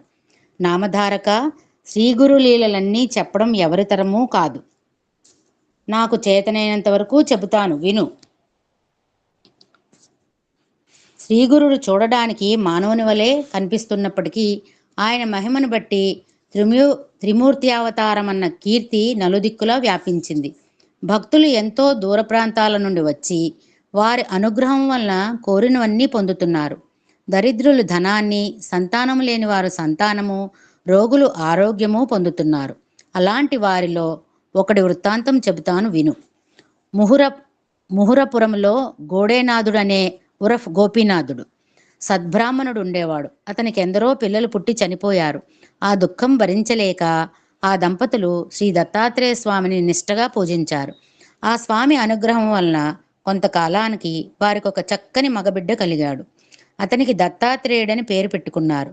అల్లారు ముద్దుగా పెరిగిన ఆ పిల్లవానికి 5వ ఏటనే ఉపనయనం చేశారు. 12వ సంవత్సరంలో రూపవతి సుగుణరాశి అయిన సావిత్రి ఉరఫ్ సుందరి అనే కన్యతో వివాహం చేశారు. ఆ దంపతుల సుగుణాలలోనూ సౌందర్యంలోనూ సమానులైన రతీ మన్మధుల వలె సుఖిస్తూ ధర్మతత్పరులే పరస్పర ప్రేమానురాగాలతో ఉత్తమ గృహస్థ జీవితాన్ని గడుపుతూ ఉండేవారు. ఇలా ఉండగా విధివశాత్తు దత్తునికి 16వ సంవత్సరంలోనే తీవ్రంగా జబ్బు చేసి ఎన్ని చికిత్సలు చేయించినా తగ్గలేదు. అతనికి అన్నద్వేషం కలిగినప్పటి నుండి ద్రవాహారమే తీసుకుంటూ ఉండటం వలన నిత్యోపవాసిగా ఉండేవాడు. ఇలా 3 సంవత్సరాలు గడిచేసరికి అది క్షయవ్యాధిగా పరిణమించింది. అతని భార్య కూడా అతడు తినగా మిగిలిన అన్నం మాత్రమే తింటూ నిరంతరము అతని సేవలో గడిపేది. అతడు కృషించిన కొద్దీ ఆ పతివ్రత కూడా శుష్కించసాగింది. భర్త రోగంతో బాధపడుతున్న కారణముగా ఆమె కూడా అతని వలె అలంకారమే చేసుకొనక పాత చీరే ధరించేది. జుట్టు దువ్వు కొనక పోయేసరికి ఆమె జుట్టు జడలు కట్టింది. జుట్టు దువ్వుకొనకపోయేసరికి ఆమె జుట్టు జడలు కట్టింది. చిక్కి శల్యమై ఆమెను అత్తమామలు ఎంత వారించినా వినకుండా భర్తయే ప్రత్యక్ష దైవమని నమ్మి సేవిస్తూ ఉండేది. తనకు గల సిరి సంపదలు వెచ్చించి ఆమె దైవజ్ఞులు చెప్పిన వ్రతాలు శాంతులు ఎన్నో చేసింది. ఎందరెందరో వైద్యులు వచ్చి ఇచ్చిన మందులెన్నో వాడింది. ఇలా 3 సంవత్సరాలు గడిచాయి. కానీ దత్తుని పరిస్థితి కించిత్తైనా మరుగుపడకపోయేసరికి అందరూ ఆశలు వదులుకున్నారు. అతడి తల్లిదండ్రులు ఎంతో దుఃఖించి దత్తాత్రేయ స్వామిని తలచి ఇలా మొరపెట్టుకునేవారు: స్వామి దత్తాత్రేయ, నిన్ను సేవించి ఈ నా కొడుకును పొందాక మేము వెనుకటి దుఃఖమంతా మరిచాము. ఇప్పుడు అతనిని కూడా నీవు మాకు దక్కించుకుంటే మేము ఏమి చూసుకుని బ్రతకాలి? వారు అలా దుఃఖిస్తూ ఉంటే దత్తుడు వారిని ఊరడిస్తూ, మనకెంతో రుణానుబంధం ఉంటుందో అంతవరకే ప్రాప్తం ఉంటుంది కానీ అంతకు మించి ఆశ పెట్టుకుంటే దక్కేదేమున్నది? కనుక మీరు నా కోసం దుఃఖించవద్దు అని చెప్తూ ఉండేవాడు. ఆ మాటలు వినగానే వారికి దుఃఖం మరింత పొర్లుకొచ్చేది. అతడు కూడా దుఃఖిస్తూ తన తల్లితో, అమ్మా, అంతా ఈశ్వరాధీనము గాని మన చేతిలో ఏమున్నది? నీవు నాకొక్క గడియసేపు పాలిచ్చిన రుణమైనా ఇంతవరకు తీర్చుకోలేకపోయాను. నేను నీకు కష్టాలే తెచ్చిపెట్టాను, మిమ్మల్ని కొంచెమైనా సుఖపెట్టలేకపోయాను అంటూ ఉండేవాడు. దత్తుడు తన భార్యతో, ప్రేయసి, నాకింక కాలం తీరిపోతున్నది. నీవు నాకు చేసిన సేవకు, నా కోసం పడ్డ కష్టాలకు అంతే లేదు. గత జన్మలో నీకు పరమశత్రువును కాబోలు నిన్నిలా బాధిస్తున్నాను. ఇక ముందు కూడా నీకు అండలేదని భయం లేదు. నా తల్లిదండ్రులు నిన్ను కన్న కూతురులా చూసుకుంటారు. అయినా నీకు ఇది ఇష్టం లేకపోతే నీవు పుట్టింటికి వెళ్ళిపోవచ్చు. నీతో కాపురం చేసే అదృష్టం నాకు కించిత్తైనా లేదు. దౌర్భాగ్యుడనైన నన్ను కట్టుకున్న క్షణంలోనే నీ సౌభాగ్యం మంటగలిసింది అని బాధపడుతూ ఉండేవాడు. సావిత్రి ఆ మాటలు భరించలేక చెవులు మూసుకుని ఏడుస్తూ, స్వామి, మీరు నన్ను విడిచిపోతారా? మీకంటే నాకు వేరే గతి ఏమున్నది? భార్యకు భర్తయే దిక్కు గాని తల్లిదండ్రులు కారు. నేను మీ శరీరంలో అర్ధభాగాన్ని సుమా. నా ప్రాణమైన మిమ్మలను వదిలిపోతే నా శరీరంలో ప్రాణమే ఉండదు. మీరెక్కడ ఉంటే నేను అక్కడే ఉంటాను అంటూ ఉండేది. సావిత్రి మాటలు వినగానే ఆ వృద్ధ దంపతులకు గుండె బద్దలయ్యేవి. సావిత్రి, అయ్యో, మీరిలా దుఃఖపడితే ఎలా? మీరు ధైర్యంగా ఉండాలి. నా ప్రాణేశ్వరునికి ఎట్టి భయమూ లేదు. రాదా అంకుల్ సాయిరాం. మీ కాలం, ఇప్పుడు ఈ కాలంలో భర్తను వదిలేసి దొబ్బేస్తున్నారు. భర్త అక్కర్లేదు ఇప్పుడు. ఏదో మీలాంటి వాళ్ళు ఇంకా ఉండబట్టి మాన్యుమెంట్ సరిపోయింది మాకు. అయ్యో సాయిరాం అంకుల్. చదవనా అంకుల్? ఊరికినే చెప్పాను, ఊరికినే నువ్వు కనుక చదువుతో చెప్పాను, వేరే వాళ్ళు చెప్ప. అలాగే అంకుల్, అలాగే. అయ్యో, మీరెలా దుఃఖపడితే ఎలా? మీరు ధైర్యంగా ఉండాలి. నా ప్రాణేశ్వరునికి ఎట్టి భయమూ లేదు. అందరమూ కలిసి భగవంతుణ్ణి ప్రార్థిద్దాము అని ధైర్యం చెబుతూ ఉండేది. ఆమె ఒకసారి గాలి మార్పుకై అతనిని ఎక్కడికైనా తీసుకువెళ్లాలని అనుకున్నది.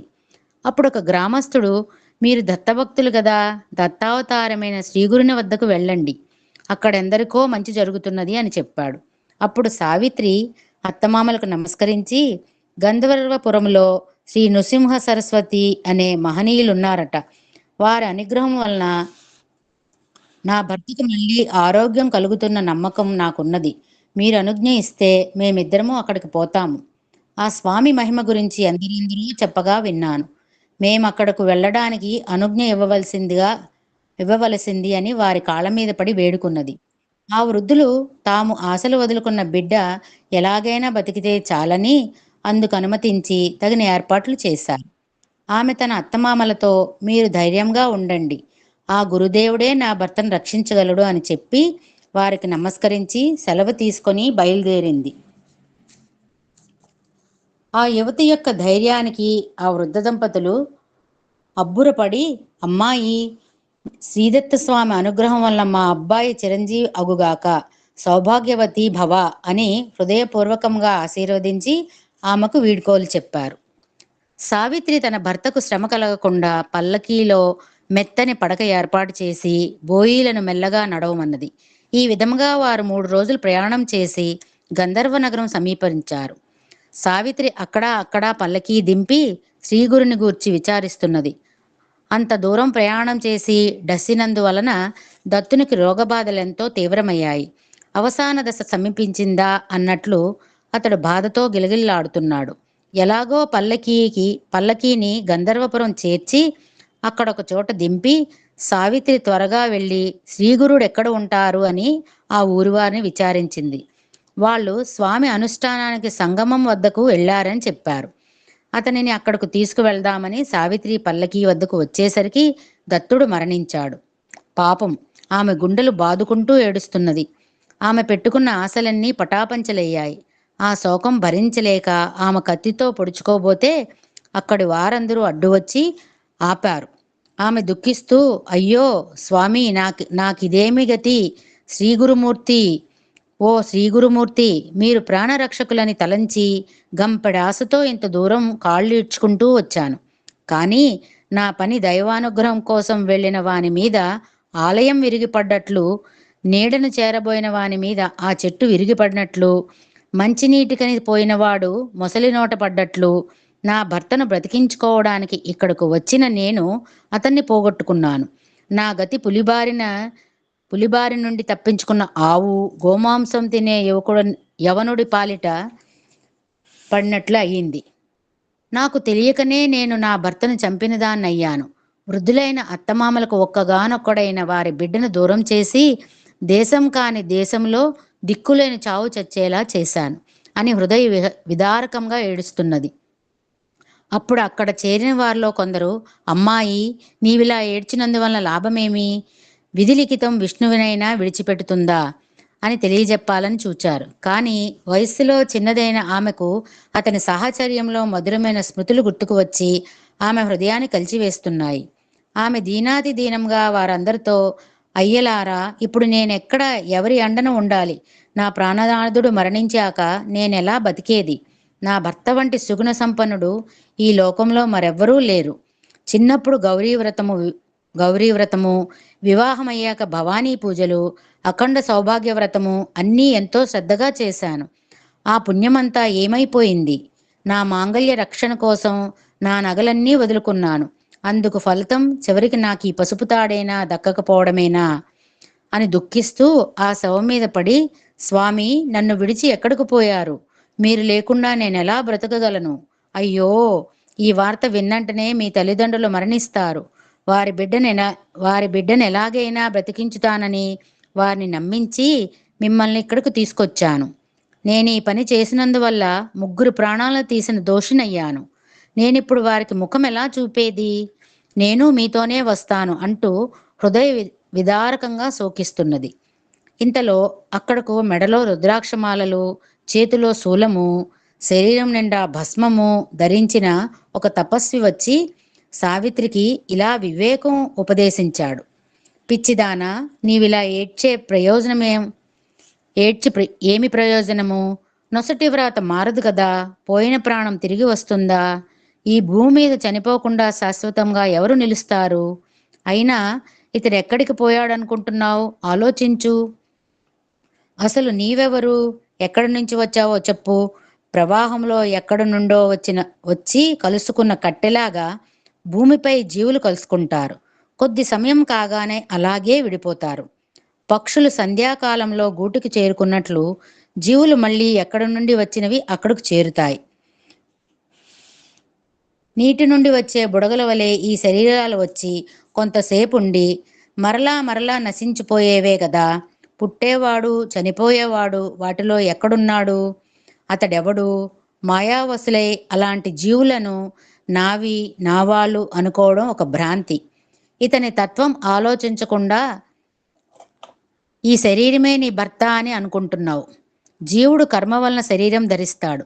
కర్మ త్రిగుణాల వలన ఏర్పడిన శరీరం సుఖదుఖాలను కలిగిస్తుంది.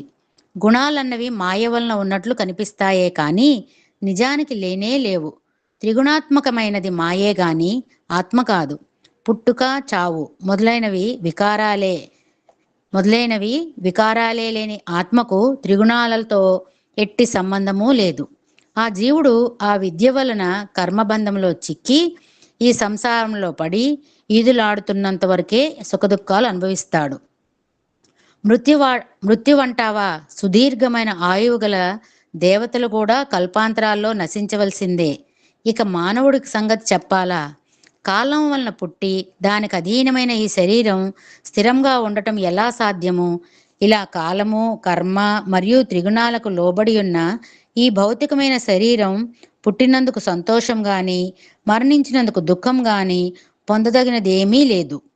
గర్భంలో పడినది మొదలు ముసలివాడయ్యే వరకు వెనక చేసుకున్న కర్మను అనుసరించి ఎప్పుడో ఒకప్పుడు మరణించక ఎవరికీ తప్పదు. ఈ మధ్యకాలంలో ఎవరైనా వారి విధివ్రాతలను అనుసరించి ఎక్కడ ఏ సమయంలో ఎలాంటి సుఖదుఖాలు అనుభవించాలో అట్టివి ఎవరైనా అనుభవించవలసిందే కానీ వాటిని నివారించడం ఎవరితరం? ఎప్పుడైనా ప్రాయశ్చిత్త కర్మల ద్వారా దుష్కర్మలను నశింపజేసుకోవచ్చు, కానీ కాలగతిని నియమించడం ఎవరితరమూ కాదు. ఇప్పటి మీ సంబంధమే నిజమైతే గత జన్మలో నీవెవరితో ఎట్టి సంబంధమున్నాదో చెప్పగలవా? లేక వచ్చే జన్మలో నీకేం జరుగుతుందో చెప్పగలవా? ఇది ఆలోచించకుండా వ్యర్థంగా బాధపడతావెందుకు? రక్తము, మాంసము, శ్లేష్మము మొదలైన ధాతువులతో చేయబడిన ఈ పాంచభౌతిక శరీరము నేను నాది అనుకోవడం సరియేనా? ఇంతకు నీవు శోకించేది ఇటువంటి తోలుబొమ్మ కోసమే కదా. ఇకనైనా ఈ శోకాన్ని నిగ్రహించుకొని ఈ జన్మచక్రం నుండి బయటపడే మార్గం ఆలోచించుకో అన్నాడు.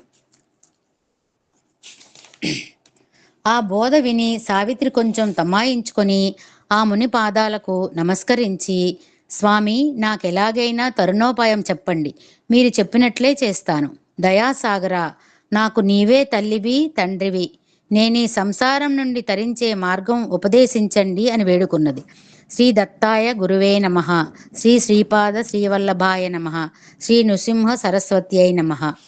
అధ్యాయం 31. శ్రీ గణేశాయ నమః. శ్రీ సరస్వత్యై నమః. శ్రీ గురుభ్యో నమః. తరువాత సిద్ధయోగి నామధారకుడితో ఇలా చెప్పారు. ఆ యోగీశ్వరుడు సావిత్రితో ఇలా చెప్పాడు. సాధ్వి, స్త్రీలు ఆచరించవలసిన ధర్మం చెప్తాను విను. పూర్వం కాశీలో అగస్త్య మహర్షి, ఆయన భార్య లోపాముద్ర నివసిస్తూ ఉండేవారు. ఆ మహర్షి తపస్సుకు, ఆమె పాతివ్రత్యానికి మెచ్చి వింధ్యాచలుడు వారికి గొడుగువలే నిలిచి ఉండేవాడు. ఒకనాడు త్రిలోక సంచారి అయిన నారదుడు వింధ్యునితో, ఓ పర్వతరాజా, నీకు సాటి అయిన పర్వతం ఇంకొకటి లేదు. అయితేనేమి, నీవు మేరువుతో మాత్రం సమానం కాలేదు అన్నాడు. అప్పుడు రోషంతో వింధ్యాచలుడు మేరు పర్వతాన్ని మించిపోవాలని పెరగసాగాడు. అందువలన ఆ పర్వతానికి దక్షిణంగా ఉన్న ప్రాంతమంతా చీకటిమయమైంది. సూర్యదర్శనం అవనందువలన ఆ ప్రాంతంలోని ప్రజలు నిత్యకర్మాచరణ తారుమారయింది. అప్పుడు ఋషులు ఆ విషయమై మెరబెట్టుకొనగా అతడు బ్రహ్మకు ఆ విషయం విన్నవించాడు. బ్రహ్మదేవుడు కాశీలో అగస్త్యుడనే బ్రహ్మవేత్త అయిన సద్గురువును ప్రార్థించి, వారు దక్షిణ దేశానికి వెళ్ళేలా చేయి అని ఉపాయం చెప్పాడు. అప్పుడు ఇంద్రుడు దేవతలందరితో కలిసి ఆ ఋషి దంపతులను దర్శించి పూజించాడు. అప్పుడు మహాపతివ్రత అయిన లోపాముద్రను కీర్తిస్తూ ఆమె మహిమకు కారణమైన పతివ్రత ధర్మాలను దేవగురుడైన బృహస్పతి ఇలా చెప్పాడు. స్త్రీలు ఎల్లప్పుడూ తమ పతిని శ్రీహరిగా భావించి సేవ చేయాలి. విసుగన్నది లేకుండా అతిథులను ఆదరించాలి. భర్త అనుమతి లేకుండా ఏ దానమూ చేయకూడదు. సాధ్యమైనంత వరకు పొరుగిళ్లకు పోకుండా తప్పనిసరి అయినప్పుడు తల వంచుకుని వెళ్ళాలి. దుశ్శీలురైన స్త్రీలతో స్నేహం చేయకూడదు. ఉత్సవాలకని, యాత్రలకని ఒంటరిగా వెళ్ళకూడదు. భర్త ఇంట్లో లేనప్పుడు స్త్రీ అలంకరించుకోకూడదు. గ్రామాంతరం వెళ్ళిన భర్త తిరిగి రాగానే సంతోషంతో ఎదురేగి భక్తితో కాళ్ళు కడిగి తుడిచి విసనకర్రతో వీచి సేద తీర్చాలి. తర్వాత ఆయనకు అలసట తీరే వరకు కాళ్ళు పిసికి తర్వాత స్నానం చేయించి ఆయన పాదతీర్థం తీసుకుని నమస్కరించాలి. అటు తర్వాత అతని చిత్తమును అనుసరించి ఆరోగ్యానికి హితకరమైన భోజనం పెట్టి అతని ఉచ్ఛిష్టాన్నే ప్రసాదంగా భుజించాలి. అతని ఉచ్ఛిష్టాన్నాన్నే ప్రసాదంగా భుజించాలి. అటు తర్వాతనే తాను అలంకరించుకుని ఆయనను సంతోషపెట్టాలి. భర్తను నిద్రపుచ్చిన తర్వాతనే ఆమె నిద్రపోవాలి. మరలా అతని కంటే ముందు నిద్ర మేల్కొని ఇంటి పనులు చేసుకొని అతడు మేల్కొనగానే అవసరమైన సేవలు చేయాలి. భర్తకు వలసిన పూజా ద్రవ్యాలు తానే స్వయంగా సమకూర్చాలి. ఇంటిని శుభ్రంగా ఉంచుకోవాలి. భర్త సంతోషంగా ఉన్నప్పుడు తాను విచారంగాను, భర్త విచారంతో ఉన్నప్పుడు తాను సంతోషంగాను ఉండకూడదు. భర్త కోపించినప్పుడు క్షమించమని ప్రార్థించాలి. భర్తతో తగువులు ఆడకూడదు. అతడు కోపంతో అన్న మాటలను మనసులో ఉంచుకోకూడదు. భర్త ఆజ్ఞను అనుసరించే భార్య నడుచుకోవాలి. భర్త ఆజ్ఞ లేనిదే వ్రతాలు ఉపవాసాలు చేయకూడదు. భర్త యొక్క ఆయుష్యాభివృద్ధిగాను పసుపు కుంకుమలను, మంగళసూత్రములు మొదలైన భక్తితో ధరించాలి. భర్తకు ఇష్టమైన ఆభరణాలు, వస్త్రాలు మాత్రమే ధరించాలి. అత్తమామలను, బావమరుదులను, ఆడుబిడ్డలను విడిగా వేరుగా ఉండాలని కోరుకోకూడదు. భర్తకు లభించిన దానితోనే సంతృప్తి చెందాలి. ఇరుగు పొరుగు శ్రీమంతులను చూచి భర్త అసమర్థుడని నిందించకూడదు. యాత్రికులు యాత్రకు పోతుంటే తాను కూడా పోవాలనుకోకూడదు. పతి సేవయే యాత్రగా, పతి పాదోదకమే తీర్థంగా పతివ్రత భావించాలి. భర్త లోభి అయినా, రోగి అయినా, వికలాంగుడైనా అతన్నే పరమేశ్వరుడుగా భావించి అతన్నే పూజించాలి. అట్టి పతివ్రతను చూచి త్రిమూర్తులు కూడా సంతోషిస్తారు. ఇలా చేయక యథేచ్ఛగా సంచారిస్తే ఆమె పుణ్యమంతా నశించి నరకానికి పోతుంది. మరొక పతివ్రత పాదధూళితో గాని అట్టి వారి పాపం నశించదు. పతివ్రతల పాదధూళిని స్పర్శించి దేవతలు కూడా ధన్యత పొందారు. అలాగనుకుంటే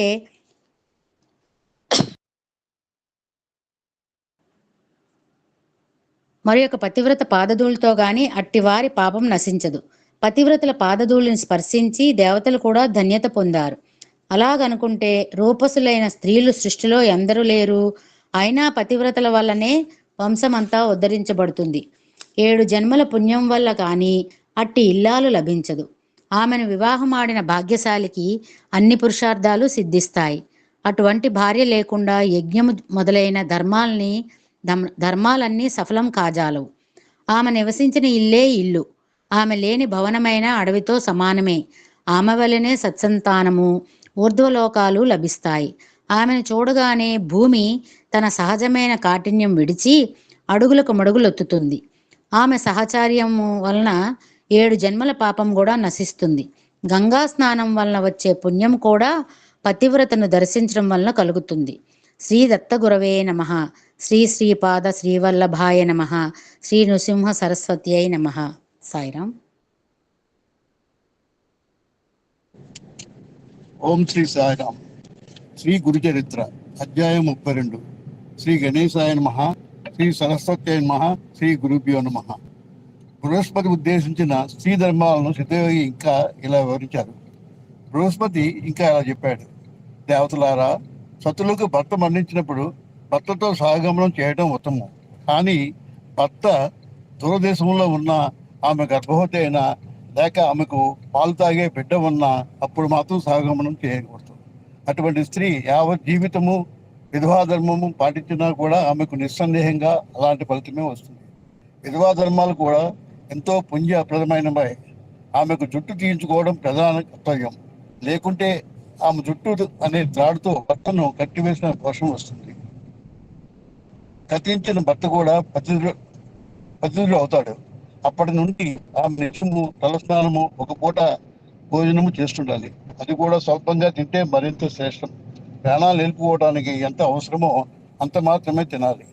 3 రోజులకో, వారానికో లేక పక్షానికో ఒకసారి చొప్పున యథాశక్తి ఉపవసించడం కానీ, లేకుంటే చాంద్రాయణోతం ఆచరించడం కానీ ఎంతో శ్రేయస్కరం. పాడ్యమి నాడు ఒక మద్దుతో ప్రారంభించి శుక్లపక్షంలో తిరిగి ఒక మద్దును పెంచుకుంటూ వచ్చి పౌర్ణమి నాటికి 15 ముద్దలు తినడం, అటు తర్వాత చంద్రకళను అనుసరించి మళ్ళా తగ్గించుకుంటూ రావడమే చాంద్రాయణ వ్రతం అంటారు. ముసలితనం వల్ల కానీ రోగం వల్ల కానీ ఇలా చేయలేని వారు రెండో పూట పాలు పండ్లు యావజ్జీవితము సేవించవచ్చు. మంచం మీద నిద్రించిన విధవ పతితో కలిసి నరకానికి పోతుంది కనుక కిందనే పడుకోవటం ఆమె ధర్మం. తనకున్న మంచము పరుపు పేదలకు దానం ఇచ్చేయాలి. రంగు చీరలు ధరించక తెల్ల వస్త్రం మాత్రమే ధరించాలి. భర్తకు ప్రియమైన వస్తువులను సద్బ్రాహ్మణులకు దానం ఇయ్యాలి. అభ్యంగనము అలాంటి సుగంధము, పూలు, అలంకారాలు తాంబూలంలో ఆమె పరిచయించాలి. పితృయజ్ఞం చేయడానికి అంగబిడ్డ లేనప్పుడు ఆమె నిత్యము తన భర్త గోత్రాలు చెప్పి అతని ప్రీతి కొరకు తర్పణం చేయాలి. అప్పుడు తన భర్త విష్ణుదేవుని రూపంగా ఉన్నాడని కలిసి పూజించాలి. ఆమెకు కొడుకు ఉన్నప్పుడు అతని అనుమతి తీసుకుని మాత్రమే ఇవన్నీ చేయాలి. ఇలా వారి ఆజ్ఞానుసారం వైశాఖ మాసంలో జలదానం, కార్తీక మాసంలో దీపదానం, మాఘంలో నెయ్యి, నువ్వులు దానం చేయటం ఆమె ధర్మం. అలాగే వేసవకాలంలో నీరు దొరకని చోట చలివేంద్రం పెట్టించాలి. విప్రులు రుద్రాభిషేకం చేస్తుంటే నీటితో నింపిన బిందె వారికి సమర్పించుకోవాలి. కార్తీక మాసం అంతా యవాన్నమే తింటూ నక్తావృతములు ఆచరించాలి. ఆ కాలంలో ఆమె కంద, వంగ, తేనె, నూనె వాడకూడదు. మోదుగా ఆకుల విస్తరణలో భోజనం చేయడం ఉత్తమం కానీ అరిటాకుల్లోనూ లోహ పాత్రలోనూ తినకూడదు. ఆ నెలాఖరుకు ఉద్యాపన చేయాలి. ఆ సమయంలో నీటితో నిండిన కంచు పాత్ర బాగా పాలిచ్చే కపిల గోవు, యథాశక్తి బంగారము, దీపమాలిక దానమిస్తే ఎంతో పుణ్యం వస్తుంది. వీటన్నింటిలో దీపదానం శ్రేష్టమైంది. శివునికి ఏకాదశి రుద్రాభిషేకం, షోడశోపచార పూజ చేసి తన భర్తయ్య నారాయణ అన్న భావంతో దీపమాలకి దానమిస్తే పూర్వ పాపం నశించి యశస్సు లభిస్తుంది. మాఘమాసంలో జలమే నారాయణ భావంతో స్నానం చేసి శివ పూజ, అతిథి సత్కారము ఏమారకుండా చేయాలి. అది ఎలా చేయాలో చెప్తాను. పేద విధులకు పాద్యమిచ్చి అంటే కాలు గడుకునే నీళ్ళిచ్చి, విసనకర్ర, పరిమళ ద్రవ్యాలు, దక్షిణ తాంబూలాలతో కూడా నూతన వస్త్రాలు, ద్రాక్ష మరియు ఒక పాత్రలో పానకము దానమిచ్చి తన భర్త పేరిట వారికి ఆపోసనమిచ్చి వారికి సాత్విక ఆహారం తృప్తిగా పట్టించాలి. వారిలో ఎక్కువగా బయట తిరిగే వారికి కొడుగు, పాదుకులు సమర్పిస్తే అనంతమైన ఫలితం ఉంటుంది. ఇలా ఆచరిస్తే సతీ సహగమనంతో సమానమవుతుంది. ఆమె భర్తకు కూడా పాపం నశించి స్వర్గం లభిస్తుంది. పతివ్రత అయిన స్త్రీ భాగీరథితో సమానం. ఆమె భర్త సంఖ్యతో సమానమే. కాబట్టి ఇటు దంపతులే లోక పూజ్యులు. బృహస్పతి చెప్పిన ధర్మాలలో స్త్రీలకు 2 మార్గాలు కనిపిస్తున్నాయి. ధైర్యం గల వారు సహగమనం చేయవచ్చు. కనుక అమ్మాయి, నీవు శోకం విడిచి నీకేది శ్రేయస్కరమనిపిస్తే అలాగే చేయి అని చెప్పి ఆ యోగేశ్వరుడు ఆమె తల మీద హస్తం ఉంచి ఆశ్రయించాడు. అప్పుడు ఆమె యోగేశ్వర, మీరే నాకు తల్లి, తండ్రి, బంధువులు, వేరెవరూ లేరు. దూరదేశంలో నేను ఒంటరి నిన్నప్పుడు మీరు తలసెల్లారు. యుక్త వయస్కురాలనైనా నాకు వైధవ్య ధర్మం ఆచరించడం కత్తి మీద నరకవండి. యవనము, సౌందర్యము కలవారికి ఈ లోకంలో నిందలు తప్పవు. కనుక నాకు సహగమనమై వచ్చింది, అదే ఆచరిస్తాను, నన్ను ఆశ్రయించండి అని నమస్కరించింది. ఆయన ఆశ్రయించి, తల్లి, త్వరలో నీ భర్తకు తప్పక కలుసుకుంటావు. నీవింత దూరం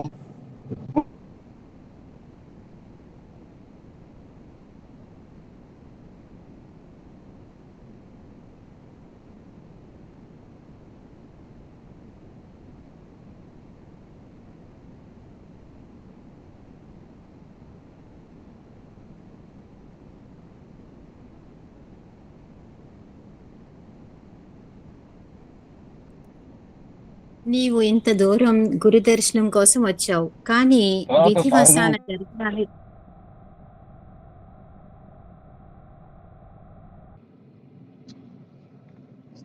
వినిపిస్తుందండి ఇప్పుడు? సాయిరామ్ సాయిరామ్ సాయిరామ్ వినిపిస్తుందండి? ఓకే ఓకే అమ్మా. అటు తర్వాత కర్తవ్యం చెప్పి ఆ యోగేశ్వరుడు శవం తలపై భస్మం నుంచి ఆమెకు 4 వృత్తాలు ఇచ్చి వీటిలో 2 అతని మెడలోను ఎవరికి ఒకటి కట్టి శుద్ధ సూక్తాలతో గురుపాదాలకు అభిషేకించి నా తీర్థం తెచ్చి ఈ శవంపై చల్లు. అప్పుడు సువాసనలకు, వేదపులకు యథాశక్తి దానిమిచ్చి అని చెప్పి వెళ్ళిపోయారు. అప్పుడు సావిత్రి అతని వేద పండితులందరినీ పిలిపించి ప్రాయశ్చిత్తం చేయించి స్నానం చేసి పసుపు, పారాణి, కుంకుమతో అలంకరించుకొని శవాన్ని నడిపట్టుకు మోయించుకుపోయింది. తాను అగ్ని పట్టుకుని శవానికి ముందు నెమ్మదిగా నెట్టి వెళ్ళింది. మహాసౌందర్యవతి అయిన ఆమె అంత చిన్న వయసులో మహాలక్ష్మిలాగా అలంచుకుని సహగమనం చేసుకోవడానికి వెళ్తుందని తెలిసి గ్రామంలోని స్త్రీలు పురుషులు ఆమెను చూడటానికి కొన్ని వేల మంది వచ్చారు. వారిలో కొందరు ఆమె చూసి, అయ్యో, ఏ సుఖమో ఎరిగిన చిన్న వయసులో ఒక బిడ్డైనా కలగముందే తావంటే కించిత్తు కూడా భయం లేకుండా ఎంత ధైర్యంగా వెళ్తుంది అని ముక్కున వేలేసుకున్నారు. కొందరు ఆమెకు దగ్గరికి వెళ్ళి, ఏమమ్మా, ఎందుకు వృధాగా ప్రాణాలు తీసుకుంటావు? పుట్టింటికి వెళ్ళి అక్కడ జీవించరాదా అన్నారు. ఆమె వారికి సమాధానం చెప్పకుండా దృఢ నిశ్చయంతో ముందుకు సాగిపోతుంది. మరి కొంతమంది, ఆహా, ఈమె ధర్మవేత్త అయిన మహాప్రతివత కనుకనే ధర్మం తప్పకుండా నడుచుకుంటూ ఉంది, స్త్రీలందరికీ ఆమె మార్గదర్శకురాలు అని కీర్తించారు. చివరకు అలాగే అందరూ నది ఒడ్డును చేరి శవాన్ని దించి చీతిపెట్టారు. అప్పుడు సావిత్రి అక్కడ చేరిన సువాసులందరికీ వాయినాలు సద్భావన దండిగా దక్షిణలు సమర్పించి వారందరికీ నమస్కరించి ఉత్సాహంతో అందరితో ఇలా చెప్పింది, తల్లులారా, విప్రోత్తములారా, ఇదే మీ అందరి వద్ద సెలవు తీసుకుంటున్నాను. నాకు దీపావళి పండుగ వచ్చింది. మా పుట్టింటి నుండి పిలుపు వచ్చింది. నా కన్నత లేని గౌరీదేవి వద్దకు వెళ్తున్నాను. అక్కడ మా వాళ్ళందరితో కలిసి పార్వతీ పరమేశ్వరులు ఇద్దరిని పూజించుకుంటాను అని చెప్పింది. తర్వాత తనకు తోడుగా వచ్చిన వారితో ఇలా చెప్పింది, మీరు బాధపడతారు ఎందుకు? మీరు ఇంటికి వెళ్ళవచ్చు. కానీ మా అత్తమామలు మాత్రం వెంటనే ఈ దుర్వార్త చెప్పకూడదు సుమా. చెబితే ఆ వృద్ధుల ప్రాణాలు వెంటనే పోతాయి. వారిని చంపిన పాపం మీకు చుట్టుకుంటుంది. కనుక మేమిద్దరము శ్రీగురు సన్నిధిలో సుఖంగా ఉన్నామని అతడి వారందరికీ చెప్పండి. అప్పుడు ఆమె యోగేశ్వరుడు చెప్పినట్టు శవానికి రుద్రాక్షలు అలంకరించింది. అతడి విప్రులతో, అయ్యలారా, నేను శ్రీ గురుదర్శనం కోసం వచ్చాను కనుక వారిని దర్శించి వచ్చి సహగమనం చేయటం నా ధర్మంతో వస్తుంది. నేను వెళ్ళరానా అన్నది. అప్పుడు ఆ బ్రాహ్మణమ్మ, సరిగా సూర్యాస్తమని ముందే అగ్ని సంస్కారం జరిగేలా మొత్తం చూసుకో అన్నారు. ఆమె అంగీకరించి శ్రీ గురు దర్శనానికి వెళ్ళింది. అతడి వారందరూ ఎంతో కుతూహలంతో ఆమె వెంట వెళ్ళారు. సావిత్రి మెల్లగా నడుస్తూ మనసులో శ్రీ గురుని ఇలా సృష్టించుకుంది, స్వామి, మీరు సర్వేశ్వరులు, శరణు కోరిన వారందరికీ పురుషార్థాలన్నీ ప్రసాదించగలవారని మీ కీర్తి విస్తరించింది. త్రిగుణాతీతులైన త్రిగుణాలను ధరించి సృష్టి స్థితి లయాలను చేసే త్రిమూర్తి స్వరూపమే మీరు. మీ వల్ల కానిదేముంది? కర్మసూత్రాన్ని అమలుపరిచి దండింపదగిన వారిని దండించే కర్మఫల ప్రదాతలు మీరే. మీరు భక్తుల పాలిట కల్పవృక్షమని విని నా భర్తను బతికించుకుని సంతానం పొందాలని దూరం నడిచి మీ వద్దకు వచ్చాను. నేను ఎంత పాపం చేశానో కానీ అందరికీ అబ్బిన సౌభాగ్యం సంతానం మాత్రం నాకు కరువడమే కాక ఇంతటి దుస్థితి కలిగింది. మీ మీద ఇంత ఆశ పెట్టుకుని వచ్చినందుకు అన్నీ చాలా బాగా జరిగాయి. మిమ్మల్ని ఆశ్రయించిన వారికి మీరు ప్రసాదించేది ఏమిటో బాగా తెలిసింది. ఈ లోకంలో వ్యాపించిన మీ కీర్తిని పరలోకానికి కూడా తీసుకుపోదలిచి నా భర్తతో కలిసి వెళ్ళిపోతున్నాను. ఇలా అనుకుంటూ ఆమె సంగమానికి వెళ్ళింది. దేదీప్యమైన శ్రీగురుని మూర్తి కనిపించగానే ఆమె హృదయంలో అపారమైన భక్తి పెళ్ళుపుకి అక్కడి నుండే ఆయనకు సాష్టాంగ నమస్కారం చేసింది. వెంటనే శ్రీగురుడు ఆమెను నిత్య సౌభాగ్యవతి అని ఆశ్రయించాడు. వెంటనే అతని జనంలో కొందరు తమలో తాము నమ్ముకున్నారు. వారిలో ఒకరు సాహసించి, స్వామి, ఈమె భర్త ఇంతకు ముందే ఇక్కడ మరణించాడు. అతని శవం ఇంకా శ్మశానంలోనే ఉన్నది. మీ వద్ద సెలవు తీసుకుని ఈమె సహగమనం చేయబోతుంది. ఇక ఈమె సౌభాగ్యవతి ఎలా అవుతుంది అన్నారు. అది విని ఆయన ఏమీ తెలియనట్టు, అలాగా, ఎప్పుడు ప్రాణం పోయింది? ఏమైనా సరే ఈమె సౌభాగ్యం సుస్థిరమవుతుంది. ఈమె భర్త ఎలా చనిపోయాడో మేము చూస్తాం అని అగ్ని సంస్కారం నిలిపేసి ఆ శవాన్ని తీసుకురండి. మా వాక్ అన్నటికీ అర్థం కాదు అన్నారు. అందరూ ఆశ్చర్యపడి ఎంతో ఆసక్తితో ఆ శవాన్ని తీసుకురావడానికి పరుగున వెళ్ళారు. ఇంతలో కొందరు బ్రాహ్మణోత్తములు వచ్చి గురుపాదాలకు రుద్రాభిషేకం చేయనారంభించారు. ఇంతలో ఆ శవాన్ని ఇక్కడ తీసుకొచ్చారు. వెంటనే శ్రీగుడు ఆ శవాన్ని కట్లు విప్పించి దానిపైన కప్పిన గుట్ట తొలగింపు చేశారు. తర్వాత తమ పాదోదకం తీసి ఆ శవంపై తల్లి తమ అమృత దృష్టితో తదేకంగా శవం కేసి చూశారు. అందరూ చూస్తుండగానే ఆ శవంలో కదలిక ప్రారంభమై మరుక్షణమే దత్తుడు లేచి కూర్చున్నాడు. అతడు సావిత్రితో ప్రేసి, నేను నన్ను ఎక్కడికి తీసుకొచ్చావు? ఈ యతీస్తులు ఎవరు? నాకింత గాఢంగా నిద్ర పెడితే నన్ను నిద్ర అనను, లేపనన్నా లేపలేదేమి అన్నాడు. సావిత్రి ఆనంద బాష్పాలు దాలుస్తూ జరిగినంతా చెప్పి, మన పాలిటి పరమేశ్వరులు ప్రాణదాత శ్రీ గురుడే అని చెప్పింది. అప్పుడు ఆ దంపతులు ఆయనకి సాష్టాంగా పడి తమ ఆనంద బాష్పాలతో ఆయన పాదాలు అభిషేకించారు. పరాత్పర, జగద్గురు, కృపాసాగర, చరంజమూర్తి, ఆశ్రితుల పాలట కల్పవృక్షమా, శ్రీహరి, సచ్చిదానంద స్వరూపులైన మీ లీలే ఈ జగమంతా మీ కీర్తి దిగంతాలకు వ్యాపించింది. స్వామి, ఎన్నో పాపాలు చేసుకుని పుట్టి దుఃఖాలలో పడిన మేము సర్వజీవరక్షకులై మిమ్మల్ని మార్చాము. మీరే మాకు దిక్కు, మమ్మల్ని ఉద్ధరించండి అని స్వామిని స్తుతించారు. శ్రీగురుడు వారిని ఆశీర్వించి స్త్రీ సంపదలు దీర్ఘాయుషు కలిగి అష్టపుత్రులు కనండి. మీ దుష్కర్మలన్నీ తీరిపోయాయి, మీ దేహాలు పవిత్రమయ్యాయి. మా ప్రసాదం వల్ల మీకు 4 పురుషార్థాలు సిద్ధించి చివరకు ముక్తి కూడా కలుగుతుంది. మీరు ఇంటికి వెళ్ళండి అన్నారు. అది విన్న జనమంతా జయ జయ ధ్వనాలు చేశారు. జయ జయ ధ్వనాలు చేస్తూ స్వామికి నమస్కరించి హారతులు ఇచ్చారు. కానీ అందరిలో ఒక దూతుడు స్వామి ముందుకు వచ్చి, అయ్యా, నాకు ఒక సందేహం ఉంది. మొదటి వ్రాత తప్పించిన ఎవరి తరమో కాదని వేద శాస్త్రాలను చెబుతున్నాయి. బ్రహ్మవ్రాత నిజమే అయితే ఈ చనిపోయిన వాడు తిరిగి ఎలా బతికాడు అన్నాడు. స్వామిని అనుమతితో మేము వచ్చే జన్మలో అతని జీవితకాలం నుండి 30 సంవత్సరాలు ఈ జన్మను మార్చాం. అంతేగాని వివ్రాత అన్నది వాస్తవమే అని చెప్పి అతనికి దివ్య దృష్టిని ప్రసాదించి ఆ సత్యం దర్శింపజేశారు. ఆ బ్రాహ్మణుడు నిరుత్తరుడయ్యాడు. అందరూ ఆశ్చర్యంతో తమ ఇళ్లకు వెళ్ళిపోయారు. నాటి నుండి శ్రీగురుని కీర్తి వెలుగులై దశ దిశలా వ్యాపించింది. సావిత్రి, దత్తాత్రేయులు సంగమంలో స్నానం చేసి శ్రీగురుని పేద విప్రులకు భారీ ఎత్తున దక్షిణిచ్చి అప్పుడే సూర్యుడు అస్తమిస్తున్నాడు. ఆ దంపతులను వెంట తీసుకుని శ్రీగురుడు తమ మఠానికి చేరుకున్నారు. శ్రీ దత్తాయ గురువే నమః, శ్రీ శ్రీపాద వల్లభాయ నమః, శ్రీ నృసింహ సరస్వత్యై నమః. శ్రీ గురు చరిత్ర అధ్యాయం 33. శ్రీ గణేశాయ నమః, శ్రీ సరస్వత్యై నమః, శ్రీ గురుభ్యో నమః. ప్రస్తావన 33, 34, 35 అధ్యాయాలు వివరించే అంశాలు ఇవి. శ్రీగురుడు మఠంలో ఉంటూనే అరణ్యంలో ఒక సాధువు రూపంలో సావిత్రికి దర్శనమిస్తాడు.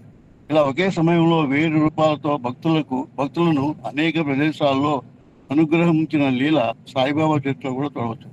ఇది దత్తస్వామి యొక్క ప్రత్యేకత. అందుకే ఆయన కాశీలో స్నాన జపాలు,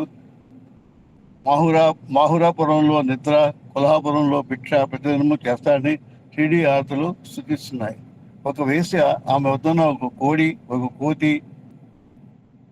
ఒక కోతి కూడా రుద్రాక్షమయం వలన ఒక రాజకుమార్తె సోమవ్రతం వలన శుభం పొందినట్లు శ్రీగుడు చెబుతాడు. వీరి ధర్మనిష్ట వీరి సాఫల్యతకు మూల కారణం.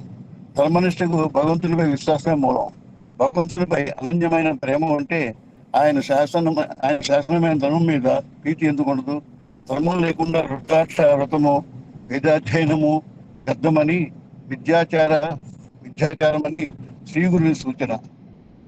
ప్రారబ్ధోషాన బాహ్య దృష్టికి వేసే అయిన ధర్మనిరతి గల అంతరంగము, భక్తి ఆమెకు ఉత్తమగతిని ప్రసాదించాయి. సద్గురు సమాగమం చేత విభూతి, రుద్రాక్ష కూడా అతీత ఫలమునిస్తాయని, సద్గురు సమాగం రాక్షసులకు సైతం పరివర్తన కలిగించి ఉద్భవించగలడానికి రాజు పరాశర మహర్షిని, బ్రహ్మరాక్షసుడు వామదేవ మహర్షిని ఆశ్రయించిన కథలు తెలుపుతాయి. సద్గురుని ఆశ్రయించి బాహ్యాచార పాఠవం అహంకారానికి, అజ్ఞానానికి చిహ్నం. సద్గురుని ఆశ్రయించని బాహ్యాచార పాఠవం అహంకారానికి, అజ్ఞానానికి చిహ్నం. కారణం, ధర్మాన్ని, సదాచారాన్ని నిశ్చితంగా సూక్ష్మంగా విప్పి చెప్పగలవారు వాటిలో పరిపూర్ణత నందిన వారే కదా. రుద్రాక్ష భస్మము దేహం పైన ధరించడం అంటే వారి చేత సంకేతించబడిన పరమాత్మ తత్వాన్ని హృదయంలో శ్రద్ధగా నేర్పుకోవడం అన్నమాట. అందుకు అవసరమైన సాధనాన్ని అన్వేషించుకుంటూ ముముక్షువు తప్పక సద్గురువుని ఆశ్రయించి కర్తవ్యాన్ని తెలుసుకుని ఆచరిస్తాడు. అటువంటి శ్రద్ధాభక్తులు కలవాడు సద్గురువు కృపను పొంది తీరుతాడు. అందుకే శ్రీ రామకృష్ణ పరమహంస జీవాత్మ పరమాత్మ యొక్క ఐక్యం అనే కళ్యాణాన్ని జరిపించే పురోహితునిగా సద్గురుని బంధించాడు. కథారంభం. నామదానకంతో సిద్ధయోగి ఇలా చెప్పాడు. దత్తుడు, సావిత్రి ఆ రోజు అక్కడే నిద్ర చేసి మరుసటి రోజు తెల్లవారుజామున స్నానం చేసుకుని శ్రీగురిని దర్శించారు. అప్పుడు సావిత్రి నమస్కరించి ఆయనతో ఇలా అన్నది, స్వామి, నిన్న నేను శోకిస్తున్నప్పుడు ఒక యోగీశ్వరుడు వచ్చి నాకు ధర్మం ఉపదేశించి రుద్రాక్షలు, విభూతి ప్రసాదించాడు. ఆయన ఎవరు? ఆయన చెప్పినట్లు చేయబట్టే మాకింతటి మహద్భాగ్యం కలిగింది.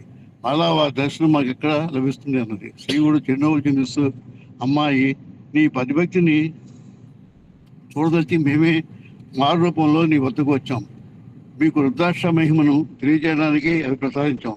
వాటి మహిమ వల్లనే నీకు ఇట్టి అభయమ్మ లభించింది. మీరు మాకు ఆప్తులు కనుక వాటి మహత్యం వివరిస్తాము. ఎటువంటి వారికైనా రుద్రాక్షలు ధరిస్తే పాపాలుండవు, ఎంతో పుణ్యం లభిస్తుందని శృతి స్మృతి పురాణాలు చెబుతున్నాయి. 1000 రుద్రాక్షలు ధరించిన వాడు సాక్షాత్తు రుద్రుడే. అన్ని దొరకనప్పుడు బాహువులకు 16 వేసి, శిఖల్లో 1, చేతులకు 24 వేసి, మెడలో 32, శిరస్సున 42, చెవులకు 12 వేసి, కుందలకు ఒక్కొక్కటి, వక్షస్థలంలో 108 ధరించిన వాడు సాక్షాత్తు కుమారస్వామితో సమానుడు.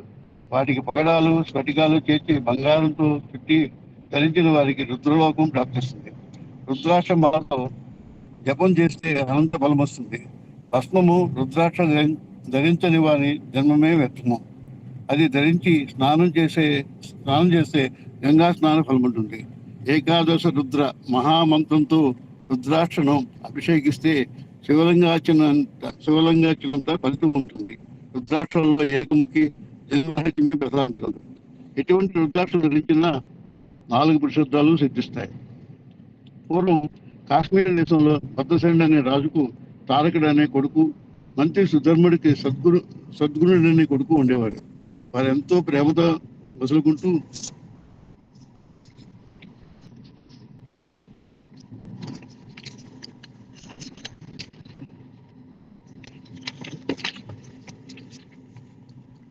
పిట్టి ఆభరణాలు లెక్క చేయక రుద్రాక్షలు ధరించి శివారాధన చేసి కానీ భోజనం చేసేవారు కాదు.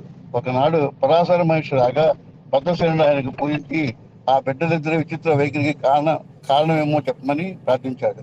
ఆ ముని, రాజా, వెనక నంది గ్రామంలో మహా సౌందర్యవతి శ్రీమంతురాలు అయిన మహానంద అనే వేసి ఉండేది. ఆమె గుణవంతురాలు, స్వేచ్ఛాచారిగా జీవించగా పెద్దల వలన సకల ధర్మాలు చేసుకుని దాన ధర్మాలు చేస్తూ జీవిస్తుండేది. ఆమె నిత్యము అలంకరించుకుని తన ఇంటనున్న మంటపంలో నృత్యం చేసేది. ఆ మంటపంలో ఒక కోతిని పెంచుతూ ఉండేది. వాటిని ఆమె వినోదం కోసం రుద్రాక్షలతో అలంకరించేది. ఒకనాడు మహాధనికుడు, శివవ్రత దీక్షితుడు అయిన ఒక వైశ్యుడు ఆమె ఇంటికి వచ్చాడు. అతని ఒంటి మీద విభూతి, చేతులకు రత్న కంకణాలు, అతని చేతిలో సూర్యులా వెలిగిపోతున్న రత్నలింగము ఉన్నాయి. దానిని చూసి ఆ వేసి ఆశపడి తన సఖి చేత కబురు పంపింది. అతడు ఆ మంటపంలో కూర్చుని మహాసౌందర్యవతి ఆ వేశ్య తన సంతోషంగా ఆ లింగం ఇస్తానన్నాడు. ఆ వేశ్య అందుకు సంతోషించి 3 రోజులు పతివ్రతా ధర్మం అనుసరించి అతను సేవించగలని తన సఖి చేత తెప్పించింది. ఆ వైశ్యుడు ఆ మాట విని నవ్వి, కులస్త్రీ వలె వేశ్య, నా విషయంలో మీకు ఎట్టి సందేహం అక్కర్లేదు. నేను చికెన్ శుద్ధిగా ఆ 3 రోజులు పాతివృత్యము అవలంబించపై చేయి వేసి సాక్షిగా ప్రమాణం చేసింది. ఆ వైశ్యుడు ఆ శివలింగం ఆమె చేతికిచ్చి, దయసి, ఇది నాకు ప్రాణంతో సమానం, దీనికి ఏమైనా అయితే నేను ఉరిపోసుకుంటాను అన్నాడు. ఆమె దానిని ఎంతో శ్రద్ధతో పూజించింది. ఆ ఇద్దరు కలిసి ఆ రాత్రికి అంతఃపురంలోకి వెళ్ళాక అదేమో విచిత్రమో గాని నాట్య మంటపం క్షణంలో భస్మమైపోయింది. ఆ కోడి కూడా బుక్కైపోయారు. తిరిగిపోయి వారందరూ కలిసి ఆ మంటలు ఆడుతున్నారు. తెల్లవారాక అది తెలిసిన వయసుడు, అయ్యో, నా ప్రాణలింగమే పోయింది, దీనికి బతకనాన్ని ఏడుస్తూ అక్కడున్న బూడిదంతా కలిగిన ఎన్నో దొరకలేదు. అతను ఒక చిక్కి వెలిగించి ఆ మంటలో దూకాడు. అతని వెంటనే ఆ వేస్ట్ నాదా అని కేకలు పెడుతూ వచ్చి తన ధర్మాన్ని అనుసరించి సాగమనం చేయడానికి సిద్ధమైంది. ఆమె బంధువులు ఆమెను వారించి, వేస్తవేరే నీకు ఇదేం వెర్రి అని ఎన్నో రీతుల చెప్పి వాదించారు. కానీ ఆమె వారి మాట అలామి పట్టినగా సూర్యుడు సాక్షిగా అతనితో పాతివత్యం అవలంబించిన నాకు ఇదే ధర్మం, నేను ఇప్పుడు సాగమనం చేయవలసిందే. సాగమనం చేయకుంటే నాతో పాటు నా 21 తరాల వారు నరకన పడతారు. ఆ ధర్మం నేను పాటిస్తే వారందరూ తరిస్తారు. మరణం అన్నది ఎప్పటికైనా తప్పదు కదా. ఇలా హీనంగా బతికే కంటే నా ధర్మం ఆచరించి తరించడం ఎంతో శ్రేష్టం అని చెప్పి యజ్ఞంలోకి దూకపోయింది. వెంటనే శివుడు సాక్షాత్కరించి, సుందరి, నీ ధర్మగుణాన్ని పరీక్షించదలిచి నేనే ఆ వయస్సు రూపంలో వచ్చాను. నీకు ఇచ్చినది నా ఆత్మలింగమే. ఈ మంటపానికి నేనే నిప్పు పెట్టి నీ పాతివత్య గుణాన్ని పరీక్షించాను. నీ ఇష్టం వచ్చిన వరం కోరుకో అన్నాడు. ఆమె ఆశ్చర్యపడి భక్తితో నమస్కరించి, స్వామి, నాకు ఈ ముల్లోకాలలో ఎట్టి భోగము అక్కలేదు. నాకు ఈ సంసార బంధం తొలగించి శాశ్వతమైన శివ సాహిత్యం ప్రకటించాలని ప్రార్థించింది. శివుడు సంతోషించి ఆమెను వెంటనే కైలాసానికి తీసుకుపోయాడు. ఆనాడు నాట్య మండపంలో అగ్నిలో పడి మరణించిన ఆ కోడి కోతి ఈ బిడ్డలుగా జన్మించారు. పూర్వజన్మ సంస్కారం వలన శివభక్తులై భస్మము రుద్రాక్షలు ఇంత ప్రీతితో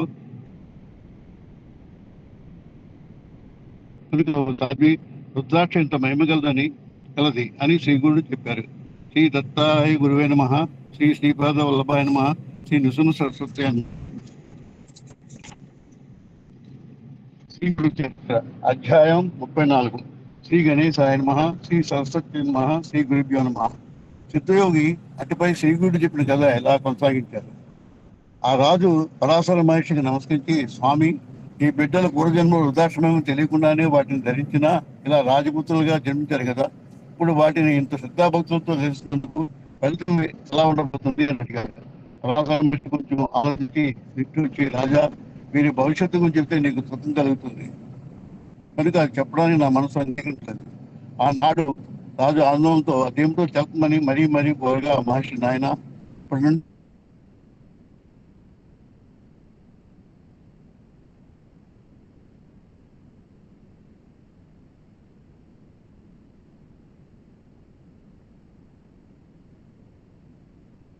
బ్రహ్మను సృష్టించి అతనికి ప్రసాదించిన వేదము యొక్క సారమే రుద్రమంత్రం. అది 4 విశుద్ధాలు ప్రసాదించగలదు. సృష్టికర్త తన వక్షస్థలం నుండి ధర్మాన్ని పృష్ఠభాగం నుండి ధర్మాన్ని పృష్ఠభాగం నుండి అధర్మాన్ని